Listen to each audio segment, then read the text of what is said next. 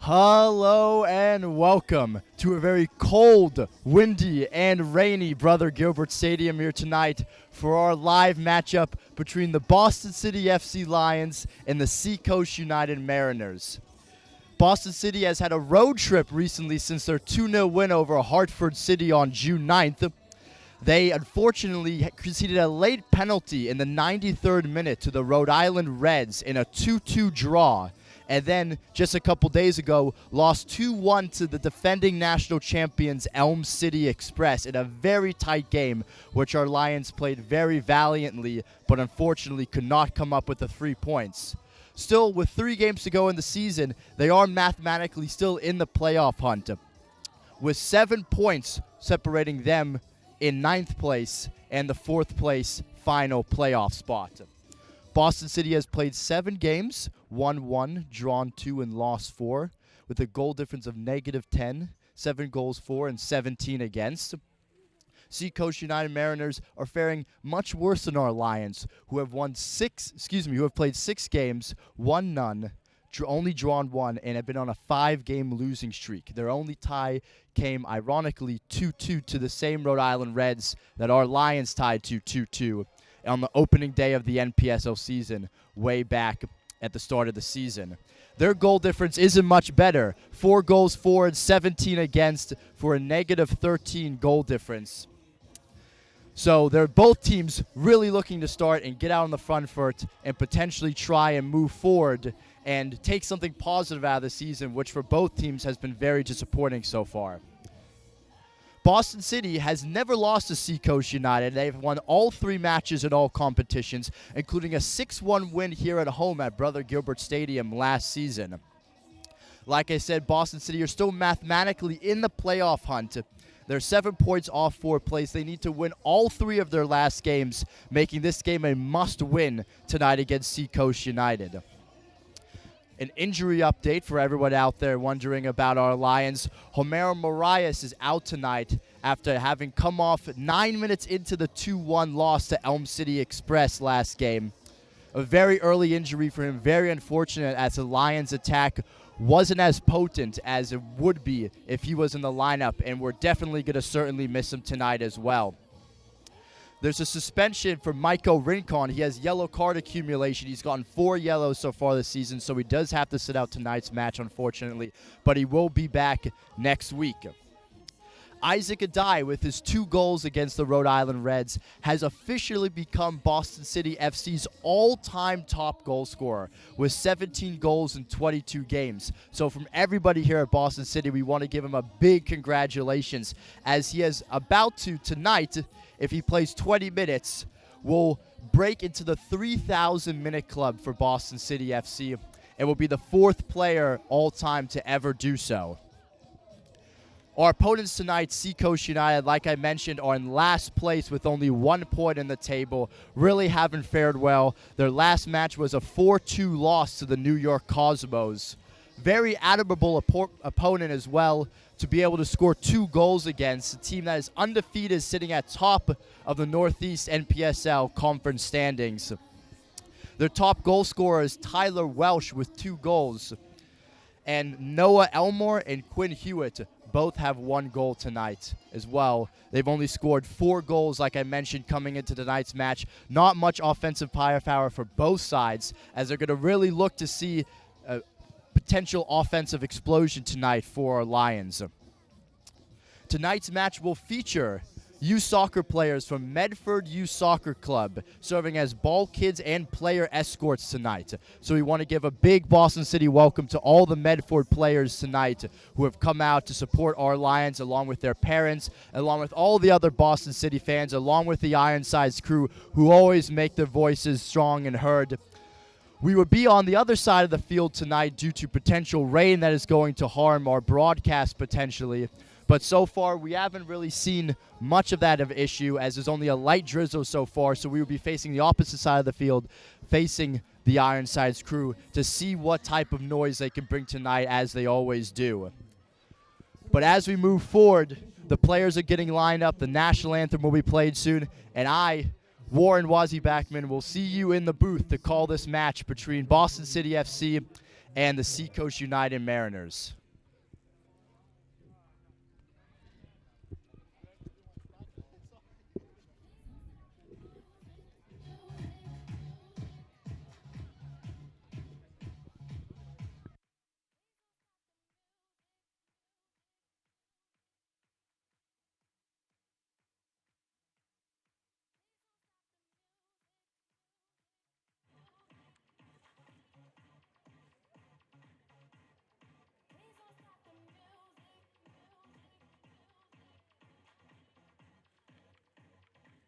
Ladies and gentlemen, also make some noise for tonight's honorary captain from Medford Youth Soccer, Alex Pinto.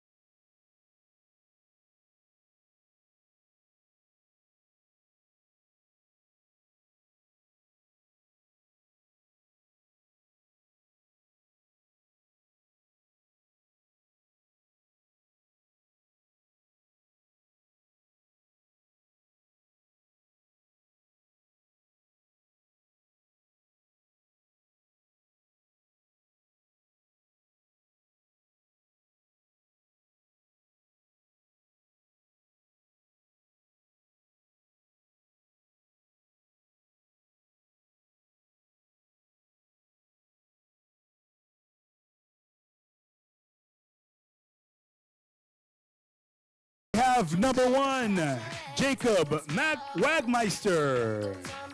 Number 21, Marcelo Cunha. Number 4, Gabriel de Souza. Number 3, Paulo Henrique. Number 32,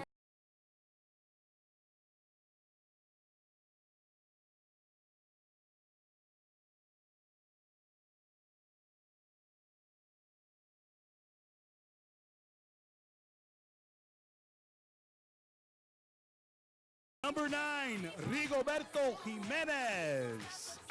Number 18, Yao Adao. And number 17, Rafael de Souza. And their head coach, Jorge Ferreira da Silva. Balinha!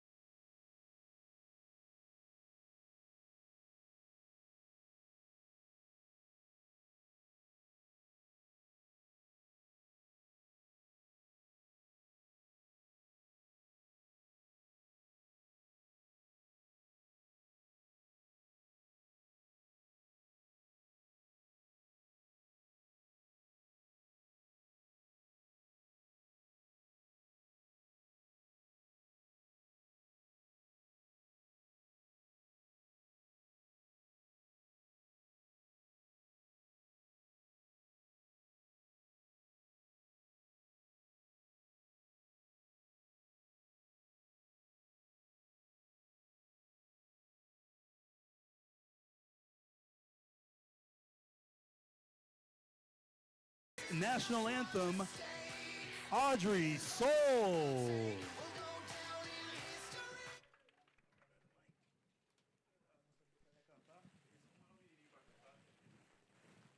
Let's make some noise for Audrey Soul. She will be singing tonight's national anthem. Ladies and gentlemen, if you could please all rise and remove our ball caps and face the American flag, which is next to the scoreboard for our anthem.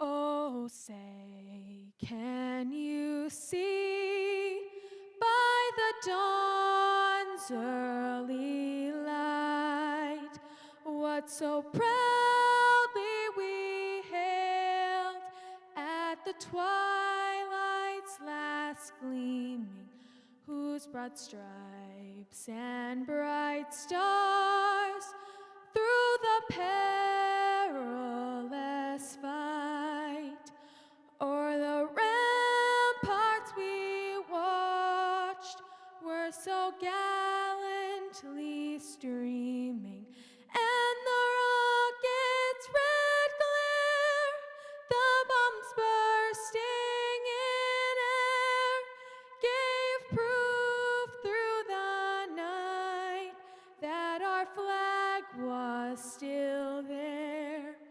Oh, say does that star-spangled banner yet wave o'er the land of the free and the home of the brave?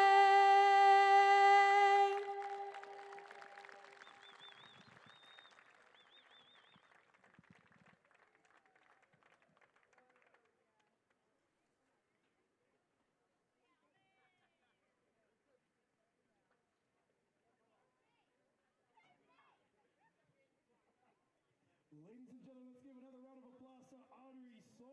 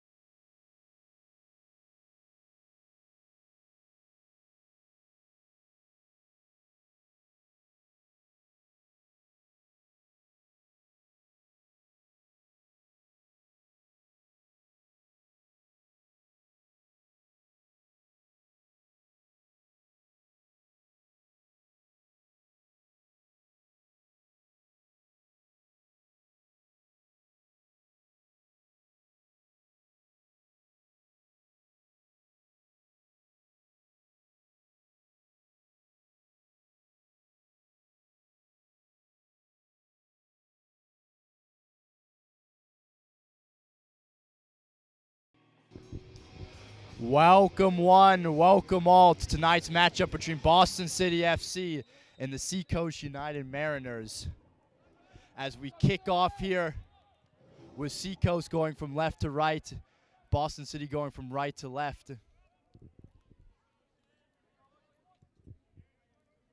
Tonight's starting lineup for Boston City will be Jacob Wagmeister in goal, Paulo Henrique coming in at center back. Gabriel D'Souza, the captain, the leader of this Boston City team, being forced out to right back.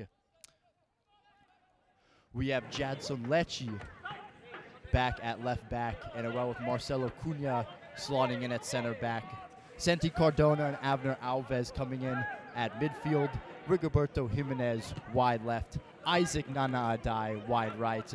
Rafa D'Souza and Yao Adao coming in up top here.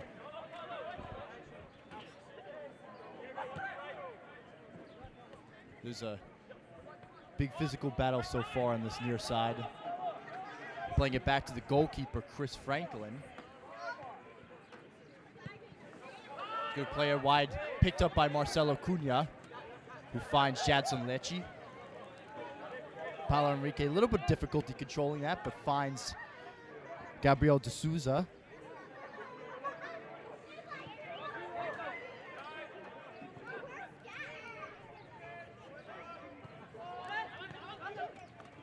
Wonderful little pass to find Santi Cardona, working his magic, the Dean College midfielder on the far side here.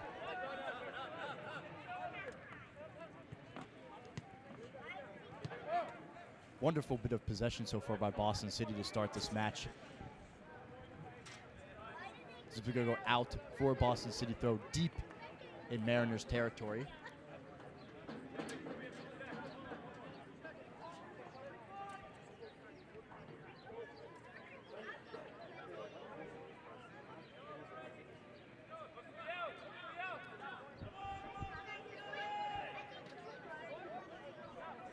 It looks like it's going to be a long throw by Rigoberto Jimenez. Easily headed out there, though, by the Mariners defense.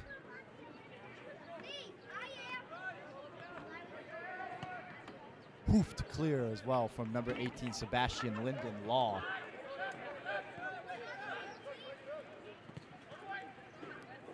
Santi Cardona finding the outlet pass there to Gabriel D'Souza. Nana Adai just missing his pass there through, trying to find Rafa D'Souza. Doesn't quite work out for him as the Mariners will try and attack. As I mentioned before in the pregame, the Seacoast United Mariners only have scored 4 goals this season, haven't had a very great offensive potency whatsoever. Their last game was a 4-2 loss to the New York Cosmos, a very admirable effort as Boston City looked to counter. Santi Cardona leading the charge, finding Yao Adao on the far side. He blows by his man with an opportunity to shoot here. It's going to be picked up with a deflection by Chris Franklin, the goalkeeper.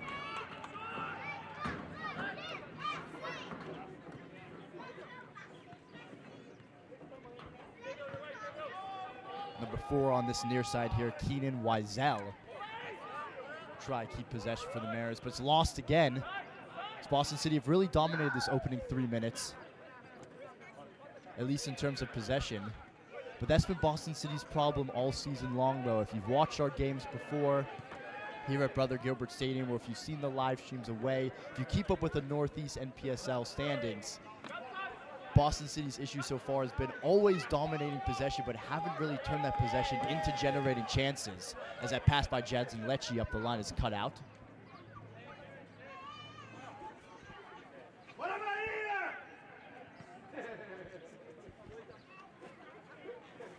Abner Alves checks in, but he finds D'Souza, who spins his man. Can't get on the end of it. Picked up by Alves. Wonderful touch by Jadson Lecce, who dinks the ball into the channel to find Rafa D'Souza, who's actually won the ball off the Seacoast defender. It's going to be a quarter here for Boston City. Early opportunity for the Lions to use their height advantage here, as Jadson Lecce will look to deliver one of his infamous crosses into the box.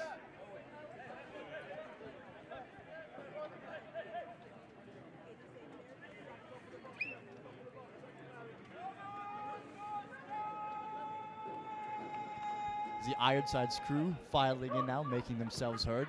As the ball could float it into the back post. It's won by D'Souza, found its way to Paulo Henrique, who just can't get it under control. But it comes out to Santi Cardona.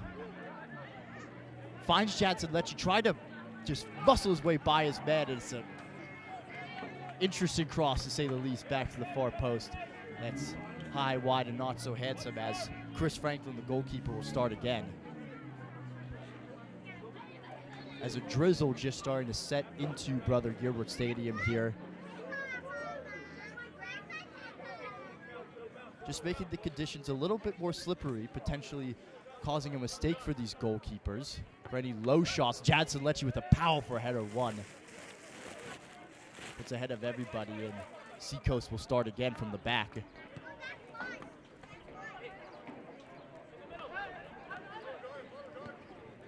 Just haven't really found the link-up play so far here, Seacoast. Marcelo Cunha on this near side here.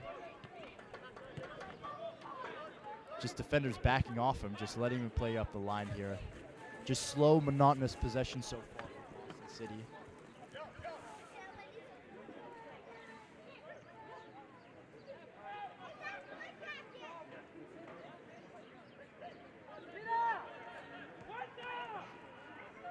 Like I mentioned in the pregame show, for those of you who didn't see it, Boston City are coming off of a 2-game road streak where they tied 2-2 with Rhode Island Reds and lost 2-1 to defending national champions Elm City Express. As D'Souza wins the header as well, just lofted into the air by Lloyd Davis. Jadson Lecce will be fouled here around midfield.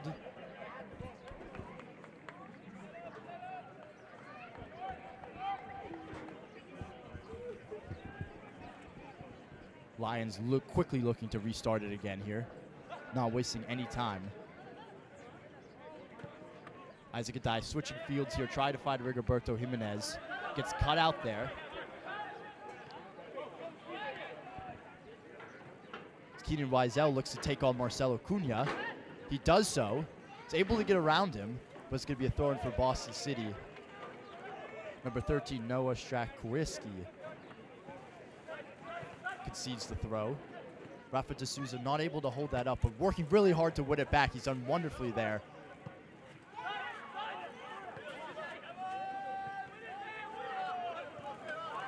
Rafa D'Souza's trick just not coming off there. As the Lions lose possession. Seacoast with the opportunity to cross here.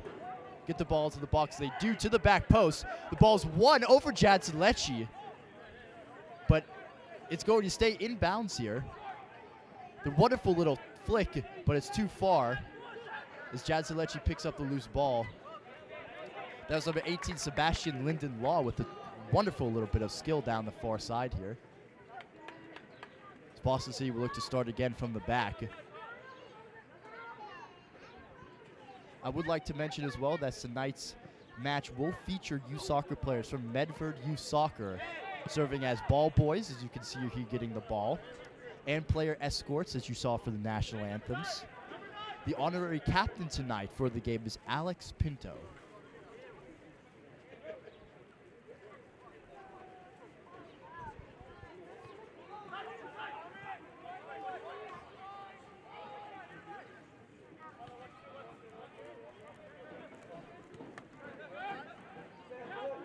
Linden Law finding in the midfield, twisting and turning.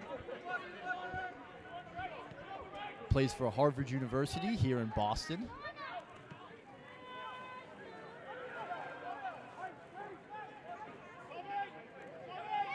Wonderful little 1-2 down the far side there. If they can quad it in, it's going to be a quarter for Seacoast Mariners. First opportunity for Seacoast to get some of those big center backs into the box here to try and see if they can have any potential so far of generating attack. Like we mentioned, they haven't done the best with goals for this year. Only 4 scored, 17 against. The negative 13 goal difference as this ball is going to be whipped into the near post. Easily headed out by Paulo Enrique. Boston City will have a chance to clear, breathe, and push up the field.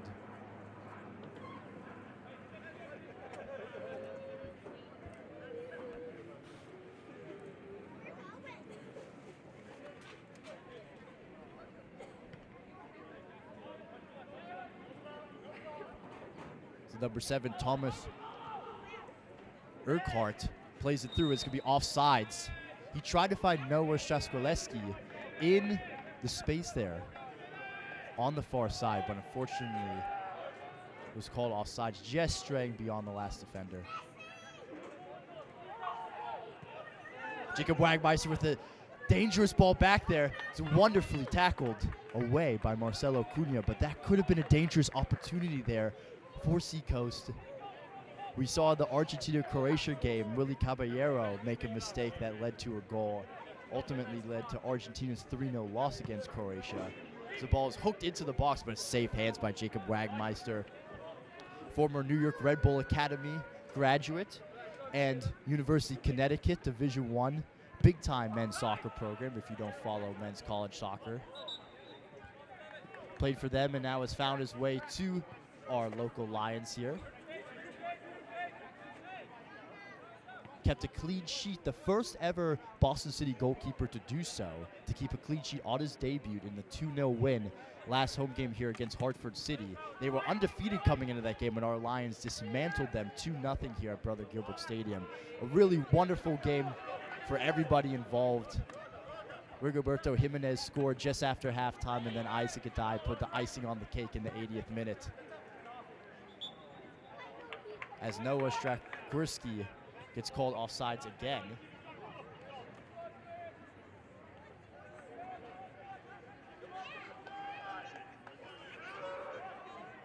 A lot of these Seacoast players, you do have to say, when I was watching the warm-ups, they did seem a tad on the younger side. Let's just put it that way. A lot of them either in college or in the developmental program, Seacoast United, as well as a PDL team, of course, as well as a full-on developmental academy. And a lot of these players do hail from there. A lot of them potentially even being high school players as well as, like I mentioned, college players. All from local teams, though, in Maine. The team is based in Portland. As Yao Dao is found on the far side with the opportunity to whip the ball to the box, it does. There's going to be a goal kick. Very disappointing cross from Yao Dao. The Boston City legend scored Boston City's first ever goal back in 2016. And the fans have loved him dearly ever since then.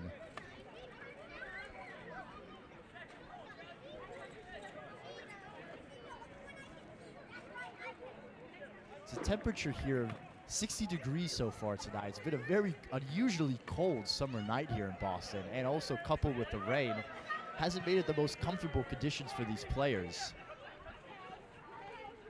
As Marcelo Cunha plays it back to Wagmeister, who hoofs it clear.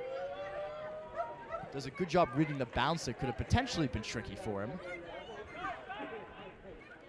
Isaac Adai finds the overlapping D'Souza, who advances into the Seacoast territory, who finds his brother, who hits it. It's just by the near post. A wonderful opportunity created by Gabby D'Souza, who finds Rafa D'Souza at the top of the box. Who just cut it by the near post there. Wonderful opportunity for Boston City to go up 1-0 early in this match.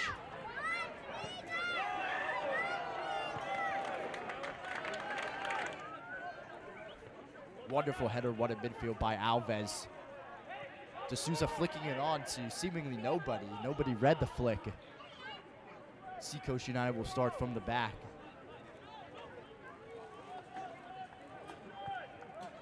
Ball's hoofed into midfield, cut out by Alves. Marcelo Cunha will safely play it back to Wagmeister, the Seacoast United coach, pleading with his team to press. They forced Jadson Lecce back here, but they've easily forced him out. They seem to have forced him back into playing it back to Wagmeister, the goalkeeper. But Boston City have played out wonderfully here so far. As Jimenez finds Isaac Adai, who leaves it for Paulo Enrique. As D'Souza overlaps with his right back position, just getting his cross cut out.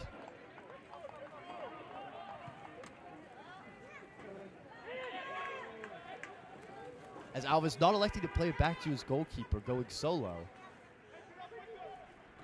Good communication, though, it has to be said, from Alves to Wagmeister to let him know he was getting that. didn't want a potential catastrophe. There was one, if you follow our broadcast before, between Boston City and the Brooklyn Italians, where the goalkeeper, that was Victor Scariot, came out. One of the many goalkeepers Boston City has used this season. He came out and he misread the bounce of the through ball and also miscommunicated with his center back, and unfortunately it resulted in a goal for the Italians. But nonetheless, Wagmeister has been very steady in goal despite conceding 4 goals in his last 2 games. Like I mentioned before, his clean sheet on his debut, the first ever Boston City goalkeeper to do so.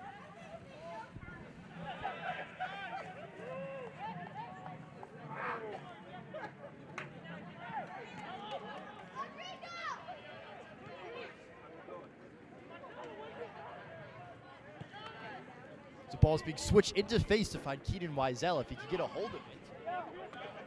It looks like he can. He's taking on Marcelo Cunha, who stumps him in his traps.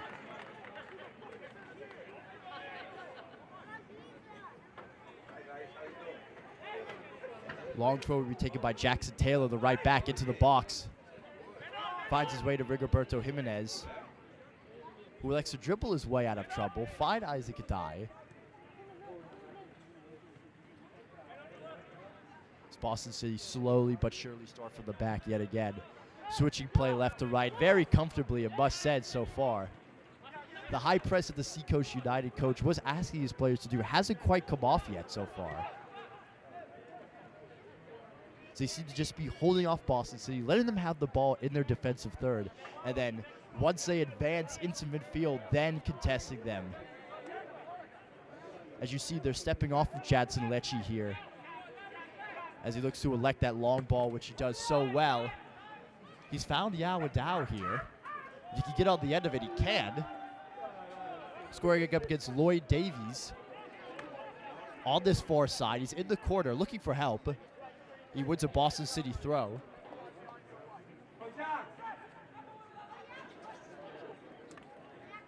Throw it is short to Isaac Adai, who rifles it into D'Souza. Santi Cardona hoops it wide to find Jimenez. It was a wonderful touch off the thigh. It's going to be a Seacoast throw, to the disbelief of Jimenez and some of the other Boston City players.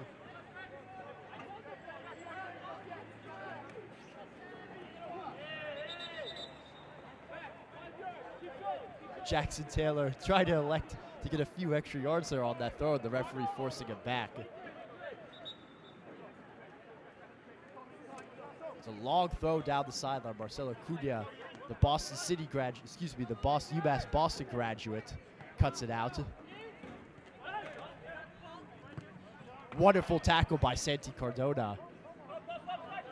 Marcelo Cunha, like I did mention, a graduate of UMass Boston, a local Division III school here. Very, very strong career at UMass Boston. Led them to the NCAA tournament multiple times. One of the more prominent Division III schools in the country. The Lions are sure glad to have him, just ushering that center back defense position, along with obviously the captain Gabriel D'Souza, and tonight Paulo Enrique, who slots into center back.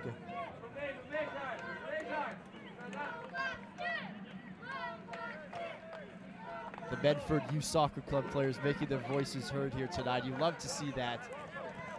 The youth of America really getting into soccer and really coming out to these local soccer games, supporting their local soccer clubs, and just really having a good time at these matches as well. Really breeds well for a new generation of youth soccer players here in Boston and across the United States.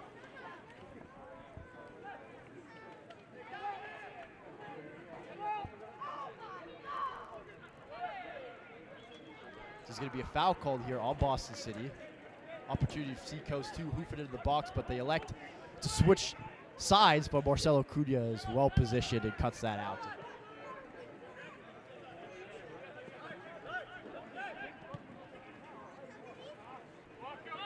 Jadson Lecce with lots of time and space here to be able to turn it back upfield.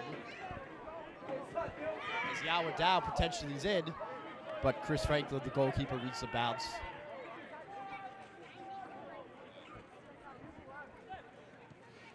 Not too many chances as of note in these opening 20 minutes, it has to be said, besides for Rafa D'Souza's shot that went wide in about the 10th minute from the wonderful overlap from Gabriel D'Souza. He plays it up the line to find his brother. Xiao Dao just not reading that deflection. Difficult for him to read that. The Seacoast will start again from the back here.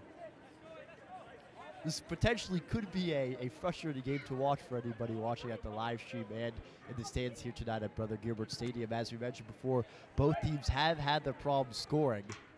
Boston City 9th out of 11 teams, Seacoast United in last place with 1 point. Really haven't achieved their true potential, either side this year so far.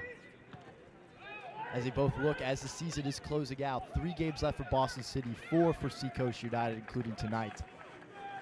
Really just looking to salvage something from the season, a point of pride for these players as they go back to their respective colleges.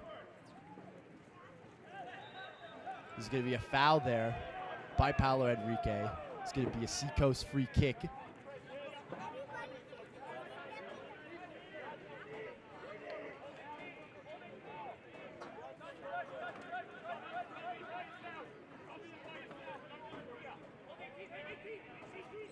As we see how the delivery here can affect the game, as the ball's being a low cross, is a very disappointing free kick. It's cleared up by D'Souza as Yao Dao just kicks it forward using his speed to get around him. He's out-muscled Sebastian Linden Law, who to his credit gets back up and out-muscles Yao Dao. Is going to be a goal kick for Seacoast United. A wonderful battle on that far side between Yao Dao and Sebastian Linden Law.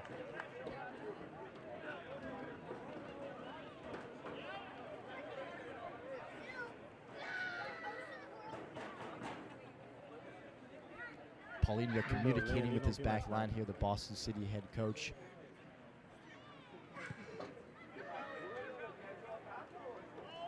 Trying to get them organized. Of course, you're speaking Brazilian, Portuguese. There's a lot of the Boston City players on this roster do speak Portuguese or are of Brazilian descent. Boston City, of course, have a sister club that is a extension of the Boston City here in the NPSL called Boston City Brazil, who do play in the Brazilian National League. As a whiffed clearance here finds his way to Gabby D'Souza. Excuse me, Rafa D'Souza, who's going to go out for a throw-in.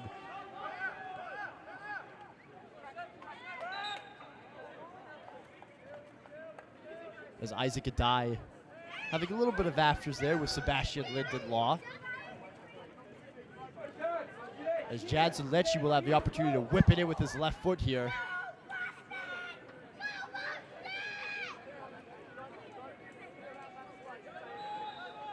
If he could just whip it in here between the center backs and the goalkeeper, he could force the goalkeeper to come out and potentially make a mistake, cause some chaos in the box there, an own goal, anything can happen. As the ball's being whiffed into the box, it's a disappointing service. As you can hear behind me, the Boston City fans letting out a sigh of disappointment. Not usually the Jadson Lecce delivery we've all come to know and love. Jackson Taylor will take this throw-in on the near side. Throws it down the line, cannot find number 4, Keenan Wiesel. And it just seems like the Seacoast United team, like I mentioned before, haven't really had much offensive firepower, but in doing so, they really haven't created much in these games as well. They've had low shot numbers, haven't really had many shots on target as well in these games. And so far, especially their front three of Jackson Fodder, Noah Strakierski, and Keenan Wiesel seem to just be passengers so far, just feeding off of scraps, really. Haven't really created much of note.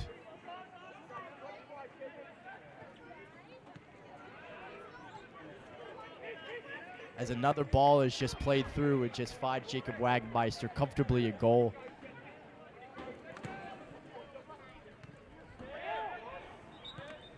This is going to be a handball here. Marcelo Cunha drilled the ball to try and find Rigoberto Jimenez, but the tackle by number 5, Jackson Taylor, just got caught underneath him. It's going to be a handball here. Another opportunity for Jadson Lecce to be able to make another delivery into the box as he plays it short here to find Marcelo Cunha. The Seacoast players do read it, though, and step out to him. As Paulo Enrique plays it wide to find Gabriel de Souza. Plays it back to Enrique, who hoofs it into the box. A botched clearance here finds Cardona, who gives it wide to Jimenez, who works his magic, going to hit a shot. This is going to be hit off of the Seacoast United defense. It's going to be a corner here that Jimenez will take. Corner was conceded by number 4, Keenan Wiesel, the right midfielder who was tracking back for the Mariners. It's going to be lifted into the near post. Potential is going to be kneed over the bar by Rafael de Souza. Didn't make the quite contact that he wanted to on that. The ball was a very inconspicuous ball, really just chipped into the ball, not much whip on it whatsoever. Found its way into the penalty spot, and Rafa de Souza just knees it over the bar there as another chance goes begging for the Lions.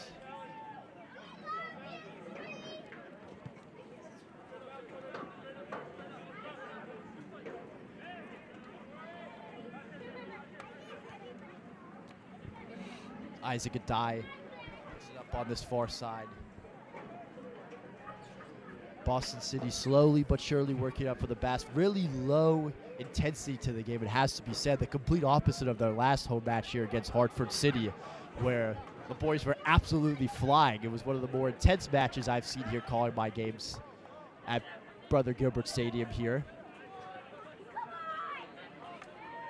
This game, between the bottom dwellers in the league, it must be said, being played with a much lower, calmer tone.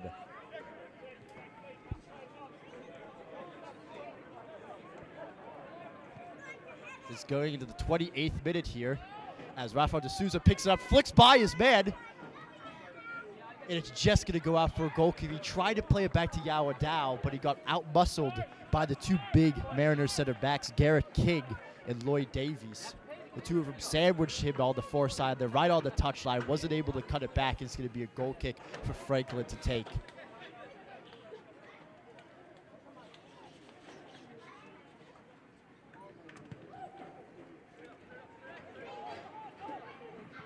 Alves misses the header, but it's fouled to Paulo Enrique, who plays it back to him. And a missed pass is going to go out for a Mariners throw. Number 6, Jennings Souza, on that far side, will take it, the left midfielder.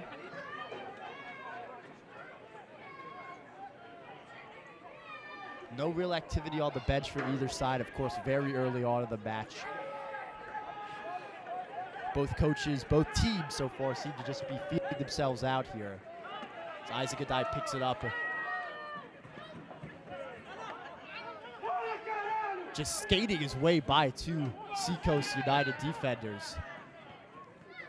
So Isaac Adai picks it up and flicks it through, but unfortunately could not find anybody. He complains to the referee about a potential foul, but I personally didn't see one.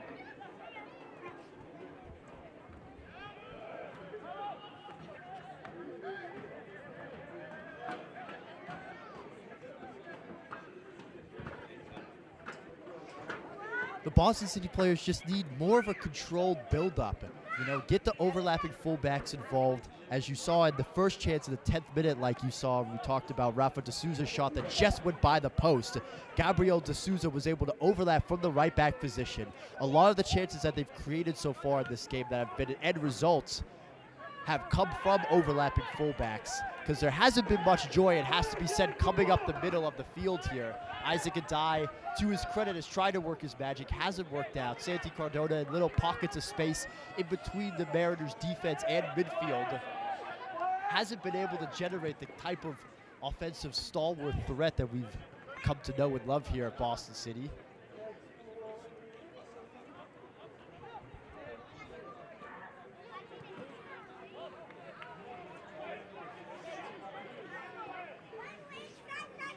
It does have to be said, to win, well, both sides, Seacoast and Boston City, have had their opportunity to make their height advantage potentially known from free kicks. It hasn't really come off. The deliveries haven't been there as Rafa D'Souza skips by his man and wins a throw-in on the far side. Rigoberto Jimenez and Yao Dao were lurking in the box. The deliveries, like I mentioned, haven't been the best so far. This is going to be a free kick here for the Lions, right on the edge of the box here. As it looks like Marcelo Cunha will take this. Paulinho, the Boston City head coach, calling his name for him to take it. As him and Isaac Adai are standing over it.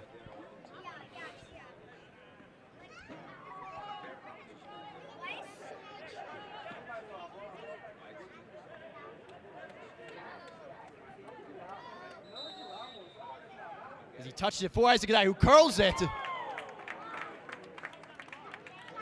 There's going to be a free kick called before the shot came in. The shot led to nothing.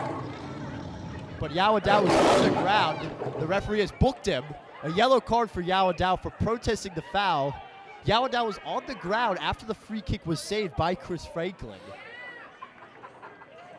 As the Boston Seacoast City United FC yellow card in the 31st minute. Mariners defender Number obviously got a 18, tussle with him Yao on the free Dao. kick.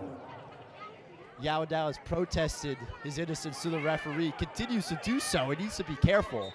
So the referee does book him.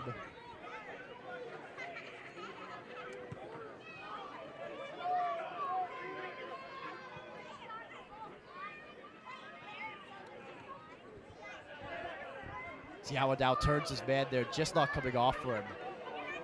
Very interesting to see there what happened on that free kick. I didn't necessarily see anything that could have potentially warranted a free kick, especially since Yao was on the ground. But nonetheless, the referee did give a free kick. The free kick didn't result in much anyways, besides for a save from Chris Franklin. Like we mentioned before, these opportunities for Seacoast are important. There's really a few of them that have come so far in this first half, and also for them so far this season. So long throw comes into the box, just flicked on there, but Paulo Henrique Husic clear. Not all the way clear though, as will be cut out by number 16, Garrett King. Strong sliding challenge. Him and Yao Dao definitely gonna have a big physical battle all night tonight. Seacoast though just need to utilize being more direct with their forwards' feet so they can be able to link up with the midfielders' play.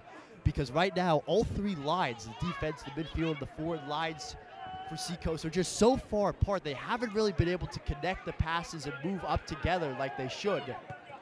Not to mention getting guys wide, attacking their wide players, the left and right Boston City fullbacks, and being able to get crosses in away from Jacob Wagmeister, who we all know is very strong coming out of his net. As number 13, Noah Streliski, is offsides here. Marcelo Cunha calmly shepherded it back to Jacob Wagmeister anyways. But like I mentioned, Seacoast just need to be more direct so far. Really haven't done a good job of connecting with their forwards. See, these long balls that are going into channels are good and they're promising, but really none of their forwards have been able to get on the end of them whatsoever.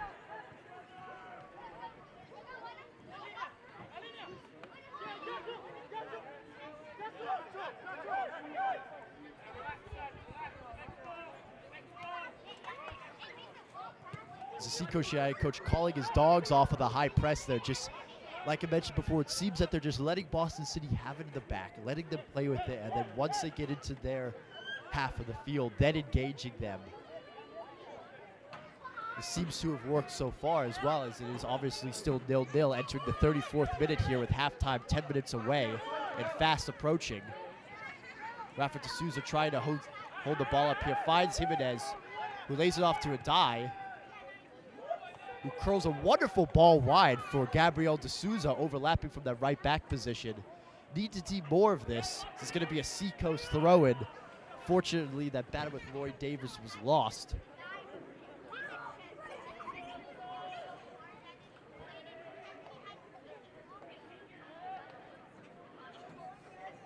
Seacoast electing to play it short there as Yao now hunts them down and forces the Seacoast defense into a mistake. It's going to be a throw-in on the far side for D'Souza.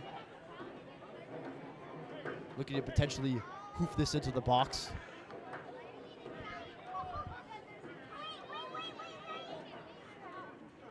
There's a 1-2 just not coming off there.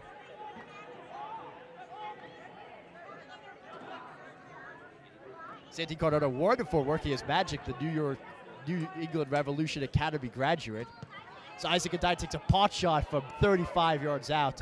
On target, but it's going to be comfortably saved by Chris Franklin.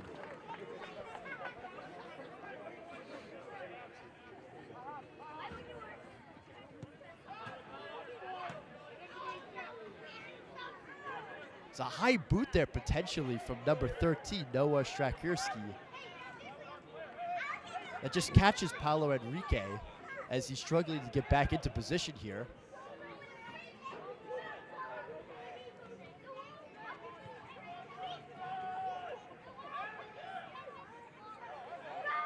Seacoast really working hard to keep possession, but really haven't strung more than 5-6 passes together. It has to be said this all game.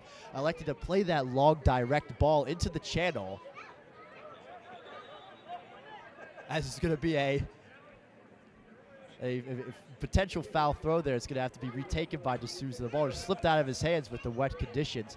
Has been drizzling steadily this whole first half so far. Santi Cardona with a wonderful flick. The Dean College star.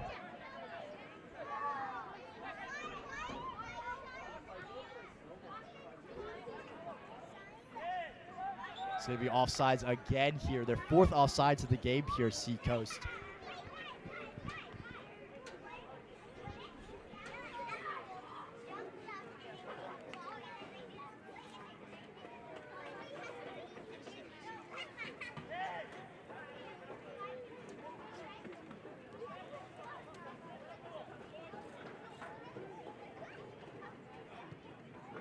Ball's hoofed in, trying to find a wonderful little flick to find Isaac Adai as he plays it wide to Rigoberto Jimenez. Looks to take on his man 1v1.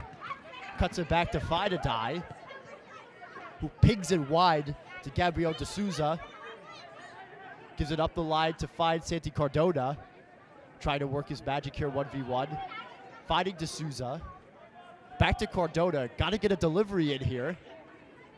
4 men waiting in the box for Boston City as it's played wide to Isaac Adai, who takes on the volley. And it's going to be deflected out by Sebastian Linden Law for a Boston City corner kick. And who knows where that volley could have gone. It looked to have some vicious pace on it, and with this wet surface, who knows if it could have skipped into the corner.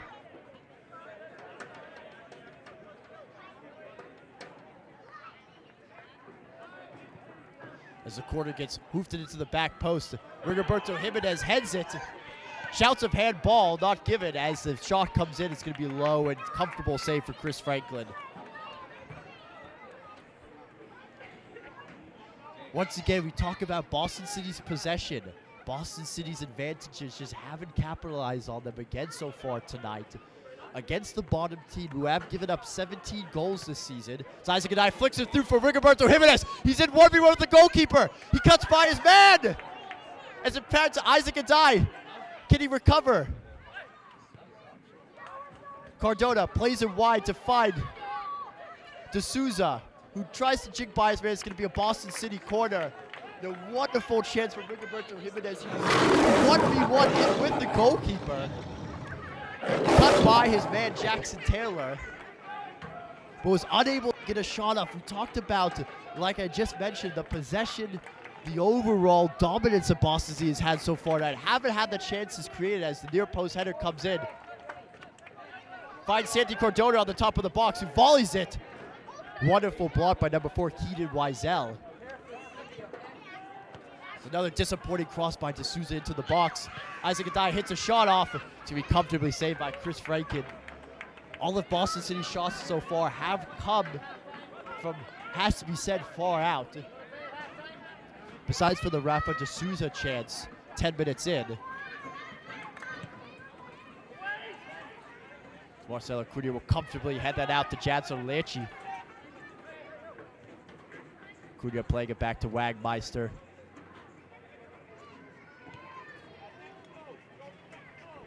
Seacoast United coach once again shouting next ball, just calling his dogs off the high press there.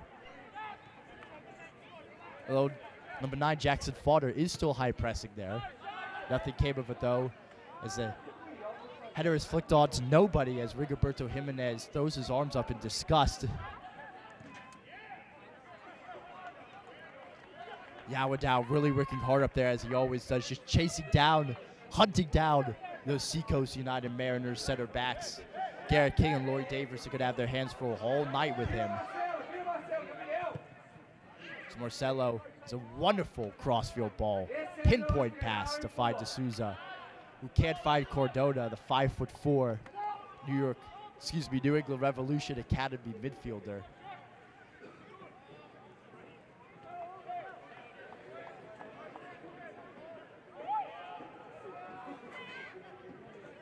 Cardona started with Boston City's under-20 side, who play in the BSSL, the local men's league here in Boston. But his performances were so strong and so convincing that Coach Paulinia elected to bring him up to the first team. And I must say, since he's been inserted into the lineup, has done really well. He's one of Boston City's most creative players and really is a linchpin of that center mid. As I mentioned before, New England Revolution Academy graduate. Currently plays for Dean College, going to his second year there. As D'Souza's going to be hacked down here. Be sure to check out our concession stands at halftime for snacks, refreshments, and our be taken short here by Cardona to Jimenez. Pizza and a soda.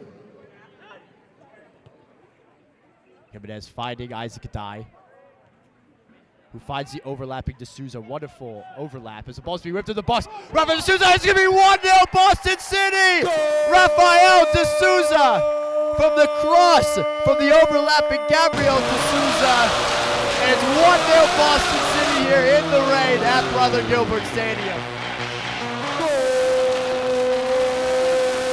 We talked about those overlapping runs potentially paying dividends for Boston City.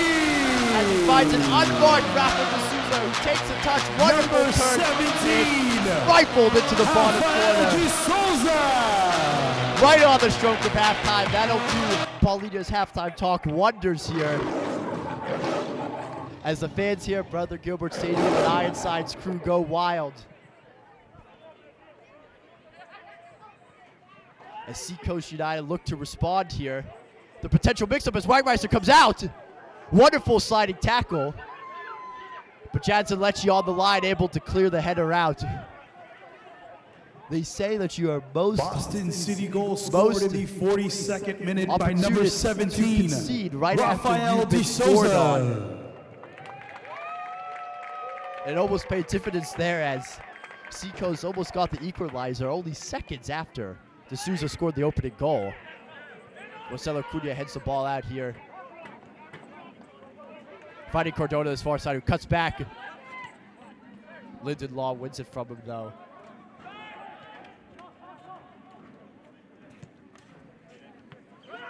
Really would have been a disastrous event if Seacoast had scored just mere seconds after they had scored. But it's going to be a chance here. It's just over the bar.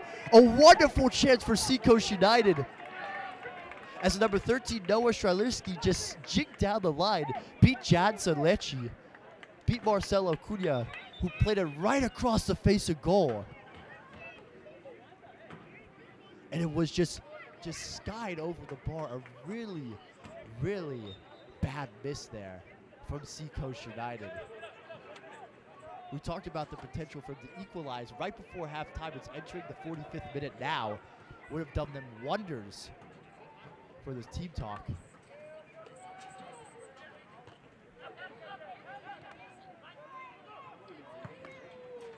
So look to elect again. That was clearly the best opportunity for Seacoast United this half.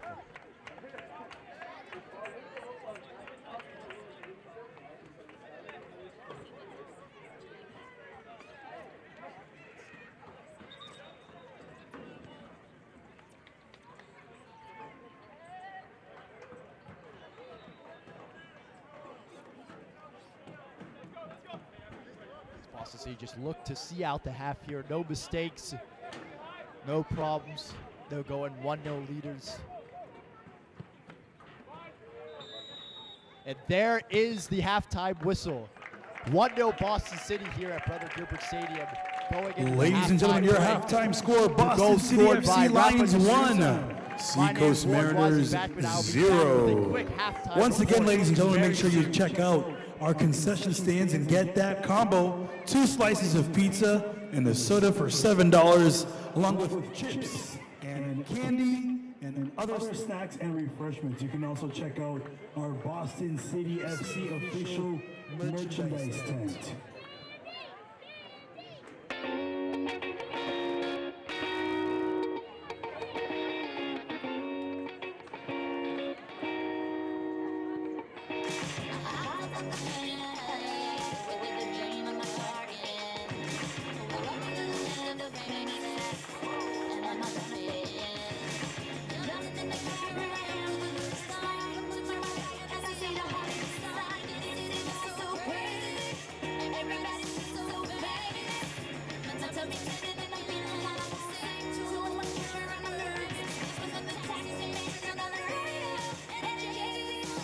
Ladies and gentlemen, also during halftime, we'd like to welcome onto the field Medford Youth Soccer.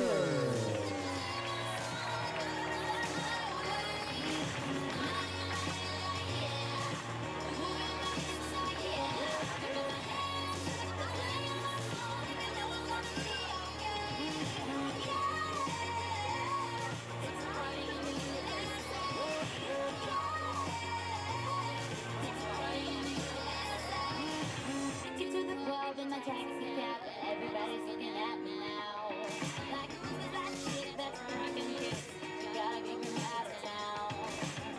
So hard with my girl on her me. The devil sing on the national party. This is all I see on the left. I guess I never got the mirror. Tell me sitting in the feeling kind of homesick. Too much pressure in my nerves. Was with the DJ around my fantasy. And it really falls in love. And it really falls in love. Welcome live back here to Brother Gilbert Stadium as your Boston City Lions are beating the Seacoast United Mariners 1-0 from a goal from Rafa D'Souza just on the stroke of halftime. It's been a cagey first half so far. The opening first couple minutes were not the best quality of play, not a lot of chances of note. Rafa D'Souza had a chance in the 10th minute, just went just by the far post. But across for his brother, Gabriel D'Souza. We talked about during the broadcast about the need for Boston City to get their fullbacks more involved, more possession, more overlapping fullbacks from Jadson Lecce, the left back, Gabriel D'Souza, the right back, the captain and leader of this Boston City team. And they paid dividends in the goal, like I said, just on the stroke of halftime. An overlapping run. Isaac Adai played D'Souza in, who cut it back for Rafa D'Souza, who fired it in the bottom corner to make it 1-0 Boston City. Besides for that, Seacoast United, on the other hand, haven't really generated much going forward. They're trying to play long diagonal balls into the channel to find their forwards. Hasn't really been working out for them so far. Really had a difficult time keeping possession, keeping the ball on the ground, these slick conditions. Like I mentioned before, not many shots on goal they've averaged per game so far this season. Seacoast have only scored 4 goals as well. Doesn't look well for them going into the second half, but with 1-0, score still close, game very well and truly still on. Anything can happen going into the second half. And if you've watched Boston City games here before at Brother Gilbert Stadium, they do tend to get crazy, especially in the second half, leading into the end of the game. Moving forward as well, we talk about some of the other chances into the first half, Seacoast United had a wonderful opportunity right after Boston City scored. They went down the line and cut it back. The first time they were able to actually beat by Marcelo Cunha and Jadson Lecce, the left back and left center back. They were able to cut it back into the box, and the shot was just simply blazed over the bar. A really, really bad miss, it has to be said, at this level. The 4th division of U.S. professional soccer really should have been buried. College player, high school player, academy player, any level needs to be finishing that opportunity, and it should be 1-1. It has to be said.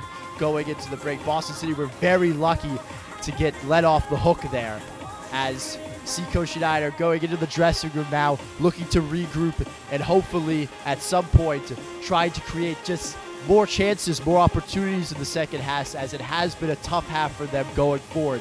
To their credit, they have defended well. They've held Yawa down, the big physical presence up front to Boston City, to not many chances up front, just chasing after loose balls.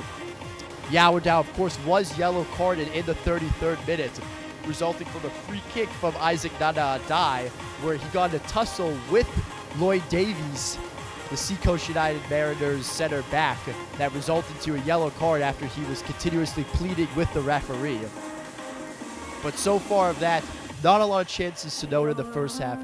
Not a lot of big moments so far in the game, obviously, besides the goal. Hopefully going into the second half, we can see more from Seacoast going forward and from Boston City as well, as they look to just get their fullbacks more involved and just to generate more chances. As we mentioned before, I mentioned in the pregame, Boston City always has had an issue with creating solid chances from their possession. They always have large quantities of possession, always usually have the lion's share of possession, but haven't really been able to make opportunities from them. We'll see in the second half with Coach Paulinho behind me giving his halftime team talk to his team, see if he can be able to create something else moving forward for the second half. From me, Warren Wazzy-Backman, Boston City up 1-0 against the Seacoast United Mariners. We'll have the second half for you live here from Brother Gilbert Stadium. Until then, we'll see you later.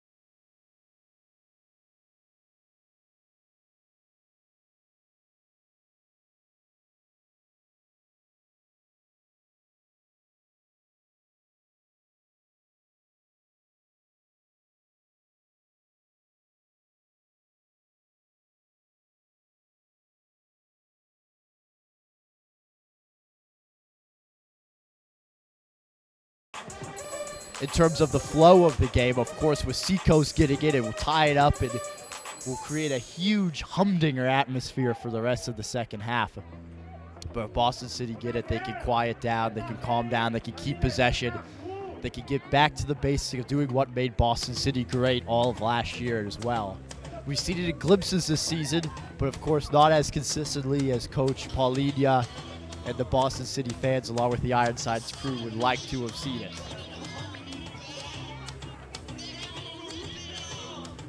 We had a wonderful show here by Medford Youth Soccer Club. You saw the halftime show behind me.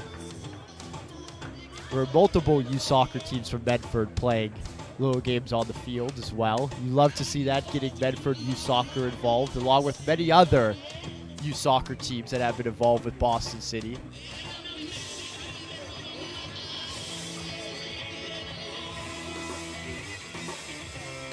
Medford Soccer as well, being the ball kids and as well as the player escorts during the national anthem and walking out of the field. As we all at Boston City love to keep involved with our local soccer, love to support local soccer here. As we try and see the start of the second half as the referees just now starting to walk out from the locker room. Rain still drizzling down here, not necessarily rain, but just a strong drizzle. Just very, very light rain. And along with the wind, it has made the conditions a little bit difficult for these players to play.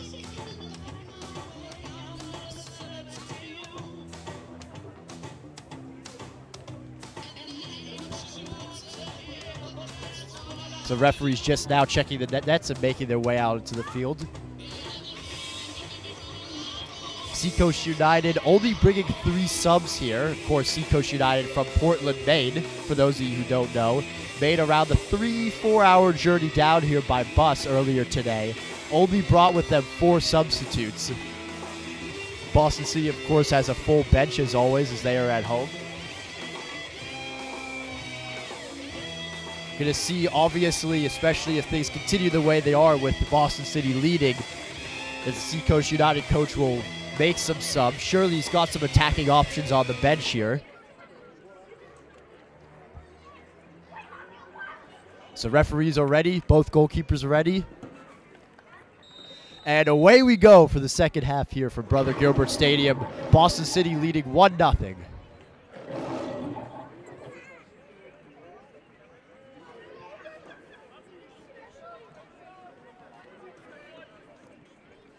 Boston City scoring their 8th goal of the season, taking their goal difference up at least 1 to -9. Still not the best goal difference, it has to be said. As Marcelo Cunha jigs his way by the far side here, whips it into the box. It's going to be caught by Chris Franklin. Very safe hands.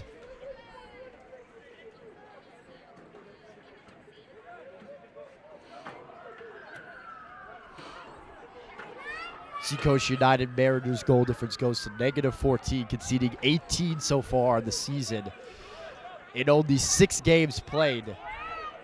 Really not a good record, as the potential to be in as Paulo Enrique wins his man, but number 13 Noah Skorliski gets a ball. It's going to be a shot. It's going to be whiffed. It's going to be whiffed, unfortunately, by Jackson Fodder, who had a wonderful opportunity to equalize for the Mariners. Not taken. And Boston City get left off the hook there once again, just like they were let off the hook right at the end of the first half. Rigoberto Jimenez finding Cardona. Plays it wide to Yao now, just lets it slip under his leg. Recovers it though. It's unfortunate to keep it in, as it's going to be Seacoast throw-in here on this near side.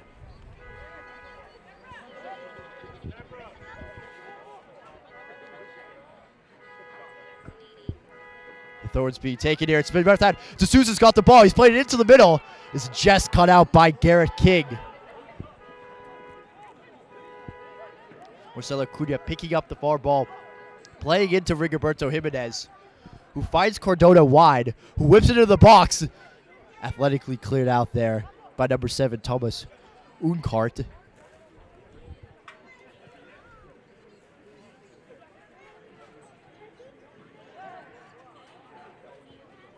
Seacoast United, really, it must be said, has nothing to lose here going into the second half.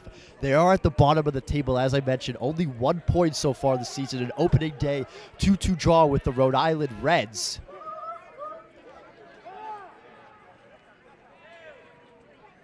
Really should be able to just go at Boston City with everything they have, as the loose ball was eventually cleared back to Jacob Wagmeister. D'Souza, the captain, the leader of this team, making his way up the field. Played at multiple positions, played left back, center back, right back tonight. Truly versatile player for the Lions. Wagmeister Hrusa tried to find D'Souza. Wonderful chest control. Tried to jig his way around Keenan Wiesel. Was able to get the better of him, but miscontrols it there.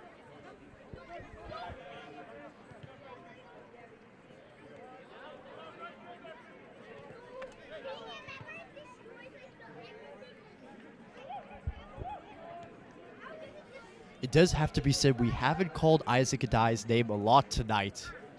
As D'Souza chases the ball into the corner, it's going to be a goal kick for Chris Franklin. We haven't called Isaac Adai's name tonight, the former NPSL National Player of the Year. Boston City's all-time leading goal scorer with 17 goals in 22 games.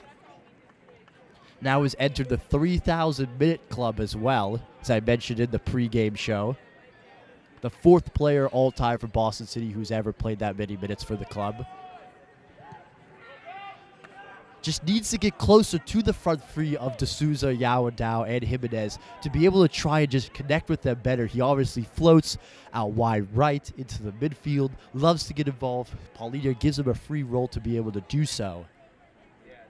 But unfortunately hasn't been as effective so far this season, and also tonight, as you would think, especially against the lowly Seacoast Mariners, whose defense is, although well recognized, it does have to be said, has shipped 18 goals so far this season. It's number 7, Thomas Ukrit, jinks his way by 2 or 3 Boston City defenders and takes a shot. Is just by the near post. A wonderful run by Thomas Urquhart, as he just seemed to just ghost by 3 or 4 Boston City midfielders who were just standing watching. Boston City once again let off the hook.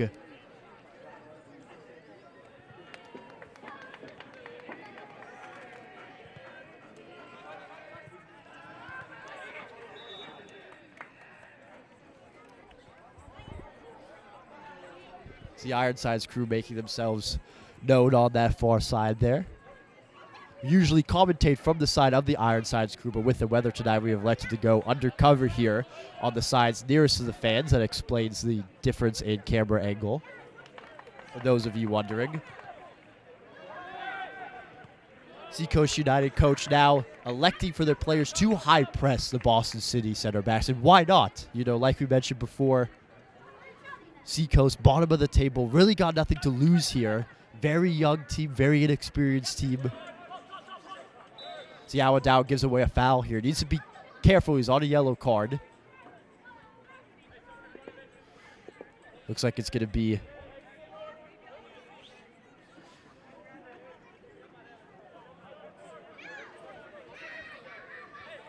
an in-swinging free kick here.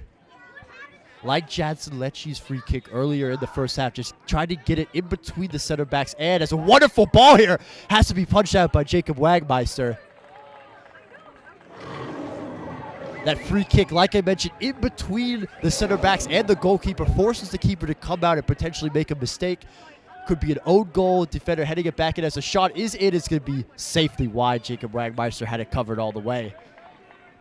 As Boston City are getting a substitute ready here in the 52nd minute, an early second half substitute here for the Lions.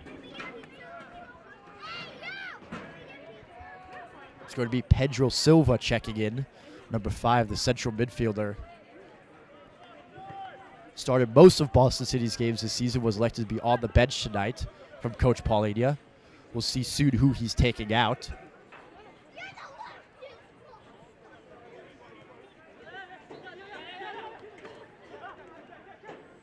Cardona dancing his way around.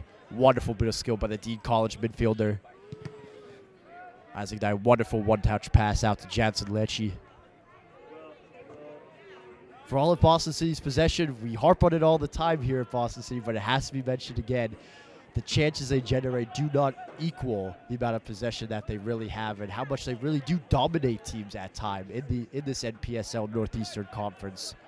Even in games that they don't win, even in games that they tie, truly dominant. As a sub will be made here, as it's going to be number 25, Santi Cardona, taking off the Dean College New England Revolution Academy graduate, taking off here for number 5, Pedro Silva. It's going to be a like-for-like change at the center of midfield.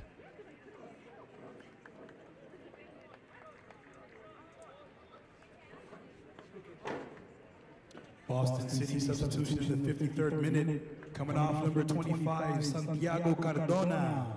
Coming on number 5, Pedro Silva. Also some activity on the bench for both clubs. Boston City as a shot just goes wide from Rafa de Souza there. Just scaring Chris Franklin a little bit there, but it seemed like he had it covered. Like I mentioned, it looks like it's going to be number 2, Leonardo Carvalho, who is warming up here to potentially come in for the Lions. As well as there's 2 Seacoast players warming up down there on the near side here, closest to me. Seacoast only traveling with 4 substitutes.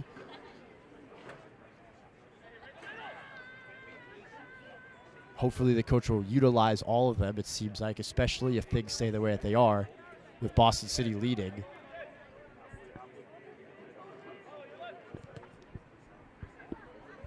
As it's played a cross-field ball here, wonderful ball by Jackson Taylor. This ball's being hoofed into the box. Pedro Silva with his first involvement. Doesn't quite get the ball away, but Alves does. Defy to die. Silva giving the ball away on his first touch. Just looking to get into the game a little bit. As a chest by Alves is not one. It's going to be potential foul here, but it's going to go against Seacoast. It's going to be a foul. Very lucky to escape there from Boston City. It does have to be said. Alves was caught making a mistake with the chest pass back to Paulo Enrique. And number 13, Noah Strakirski, just snuck his way in there. And as Alves went to ground, it did look like a very dangerous potential penalty situation. But nonetheless, another shot avoided for the Lions. Wonderful flip by Gowdow there. Doesn't quite come off for him. It's going to be a foul given away by De Souza. Very soft, it looked like, on Sebastian Linden Law, the Harvard men's soccer player.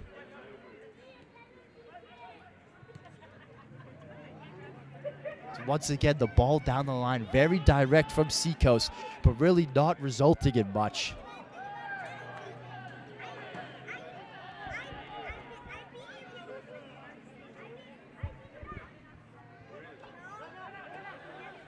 Isaac Adai just blowing by his man there.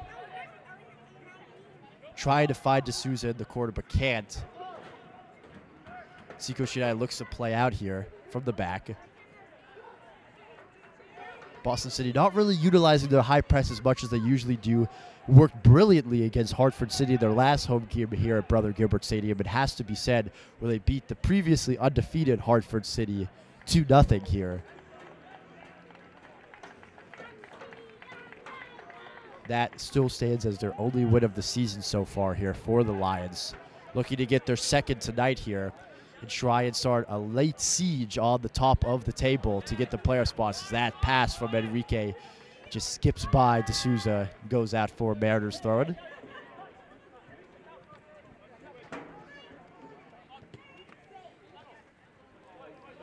It's an interesting flick there from Jackson Fodder to seemingly nobody. Really hasn't a lot of service, it has to be said. They haven't really got the ball up to him. It's been really slim pickings up there up front for the Seacoast United attacking players. So ball's given away there by De Souza with the opportunity to get it as Noah's going to take a shot. It's a wonderful save by Jacob Wagmeister. Noah Strakirski ripped a shot that looked to be angling into that top corner as Seacoast have a corner here.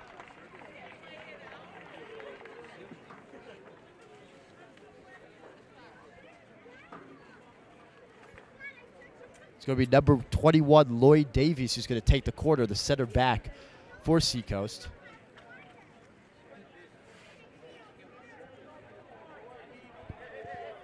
So the corner's getting whipped in a high, lofted ball to the back post. It's going to be headed down. Yawadao wins it. Tries to play back, but gives the ball away. Fouls his way to Jackson Fodder. Plays it back to Keaton Wiesel, number 4. Yawadao wins the ball. Boston City have a chance to break here. Boston City with a 2v1 situation. If Yawadao can find Isaac and die open on the back post. And it's just going to be out, deflected out for a corner. Yawadao couldn't make use of the corner, and Boston City is going to have a number substitution here. It's going to be number 2, Leonardo Carvalho. It's going to come in for number 18, Yawadao. Boston City legend, of course, who scored their first ever goal for the club back in 2016. As Seacoast United look to be making some changes as well here as 2 players getting their jerseys on.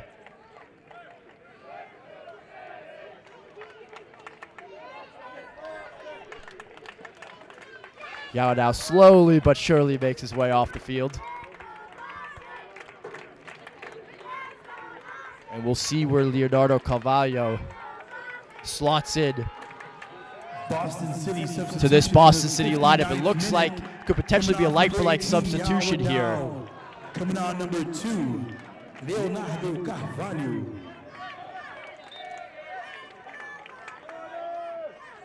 The corner will be taken into the box. To be a header, free header there by D'Souza, cleared off the line. A wonderful opportunity for D'Souza. Rafa D'Souza just missing his kick there right in front of the goal. Could have made it 2-0 for City. The attack is still on here with Isaac Adai. Jigs his way, finds D'Souza, who finds Jansen Lecce. Brings in the box with a shot. Is just by the far post. Wonderful opportunity for Jansen Lecce to double Boston City's lead here. As substitutions for Seacoast are going to be made here. As the referee stops it, it's going to be number 8, London Jackson Steed, who is going to come in here, along with number 3, Cody Elliott. They will be coming in for number 6, Jennings Sousa. And number 9, Jackson Fodder. Jackson Fodder really worked hard there up front, but didn't get a lot of service, it must be said. It's been a rough night for him. Jennings Sousa coming off as well, like I just mentioned. We'll see where those attacking substitutions slot in. It looks like they're going to be slotting in as attacking midfield and up front. Like-for-like replacements for the Seacoast Mariners.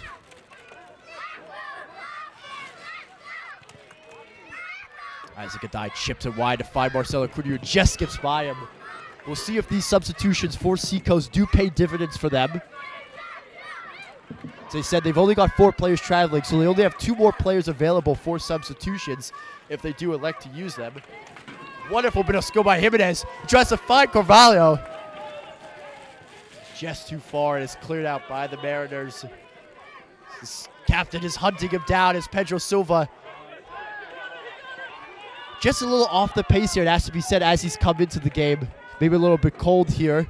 As Keaton Wiesel tries to work his matchup, but gives the ball away. Alves wins it here, finds D'Souza. Tries to find down the line for Carvalho.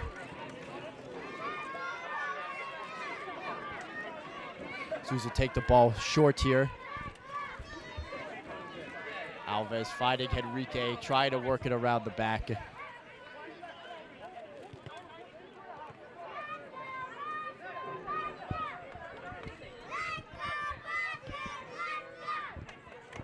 Jacob Wagmeister with a wonderful save, which was Seacoast United's best chance, it has to be said here, from the start of the second half. The former New York Red Bulls Academy graduate, University of Connecticut goalkeeper, really proving dividends as the ball is hoofed into the stands here from Kent Moeller.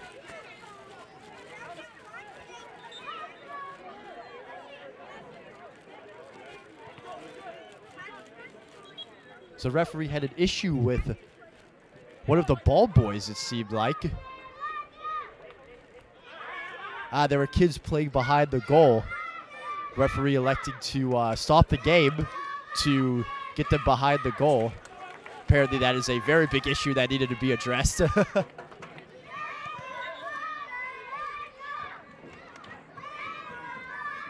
going to be a Boston City free kick here. Did you see the Malden youth soccer fans behind us making their voices heard?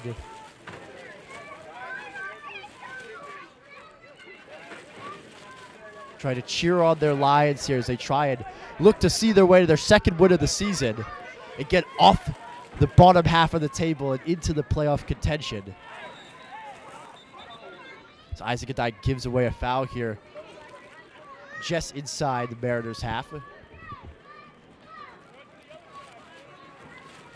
So referee now looking to change the ball.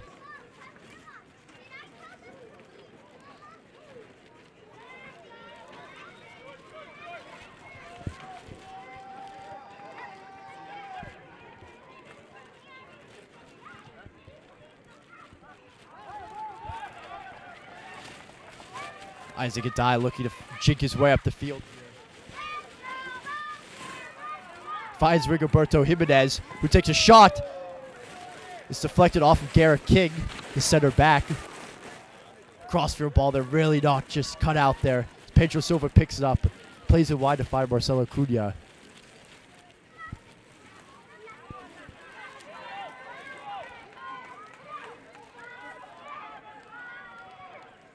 The ball is played down the line. There's an opportunity for Seacoast, who's in. Is he chipped over the top of the ball? It's going to be a goal here. A goal for Seacoast United. It's going to be 1-1 here at Brother Gilbert Stadium.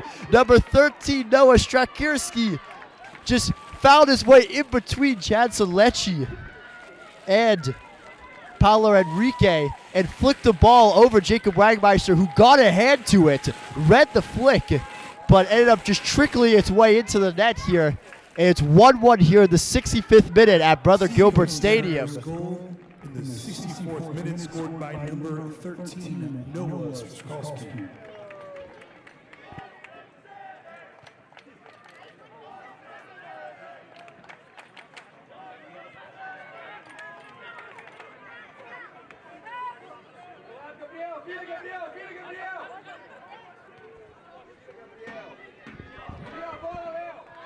Boston City look to start again.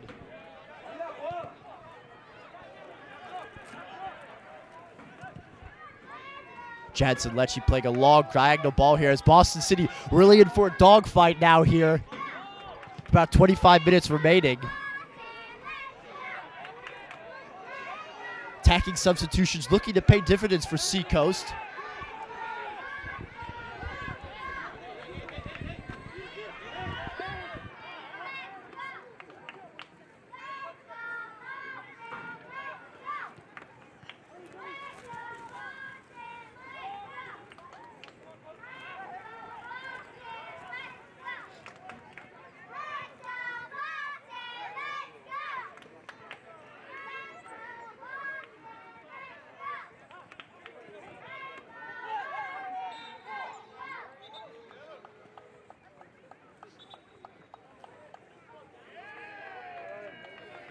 Difficulties.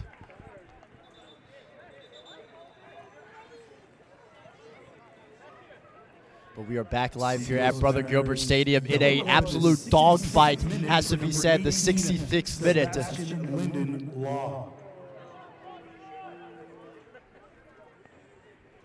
Sebastian Linden Law with the assist on that goal. Harvard soccer player.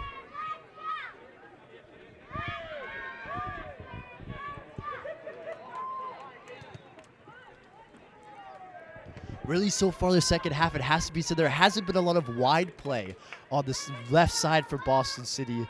Marcelo Cunha is trying to get forward, but hasn't really become effective. Like on the right side, Gabriel De Souza doing so here, hoofing the ball back to find Jimenez. Tries to corral, but it's going to be a throw-in on the far side for Seacoast. And the one thing you didn't want to happen for this Boston City team is to get into a dogfight with the bottom team, Seacoast United Mariners. We talked about how Seacoast had nothing to lose going into this game. Hopefully Boston City can find a winner here in the second half. Next goal is crucial for both sides. As we talked about before, I talked about it at pregame, I talked about it at halftime. Boston City's oodles of possession, not paying dividends, not creating enough clear-cut scoring opportunities from them. And they have paid the price here, as although it has to be said, Seacoast has had some chances. They had one great one right before halftime and two so far. Some really great chances that Seacoast really should have taken advantage of. And I think it's more or less than Seacoast deserve to be able to be at least equal with Boston City so far tonight.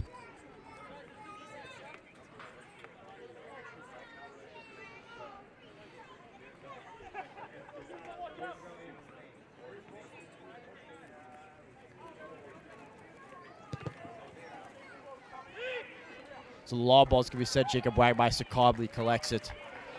Lloyd Davies with the free kick there.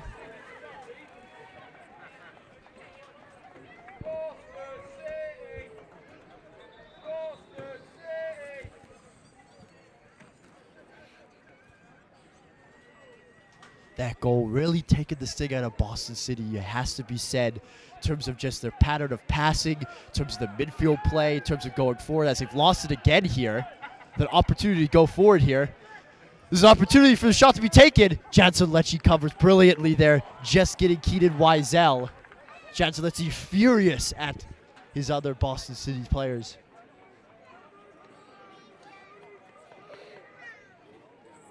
It's going to be a corner here for Seacoast United as more substitutions for Seacoast are warming up. Entering the 70th minute here, 20 minutes remaining plus added time. So the ball comes in way over everybody. It's going to go out harmlessly for a goal kick for Boston City. Really disappointing corner from the substitute number 8, London Jackson Steed.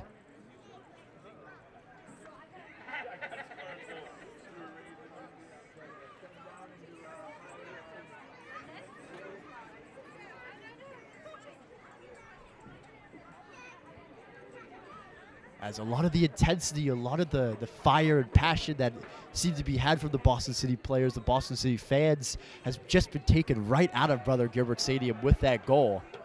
Haven't really gotten back into the game, Boston City, since giving up the goal.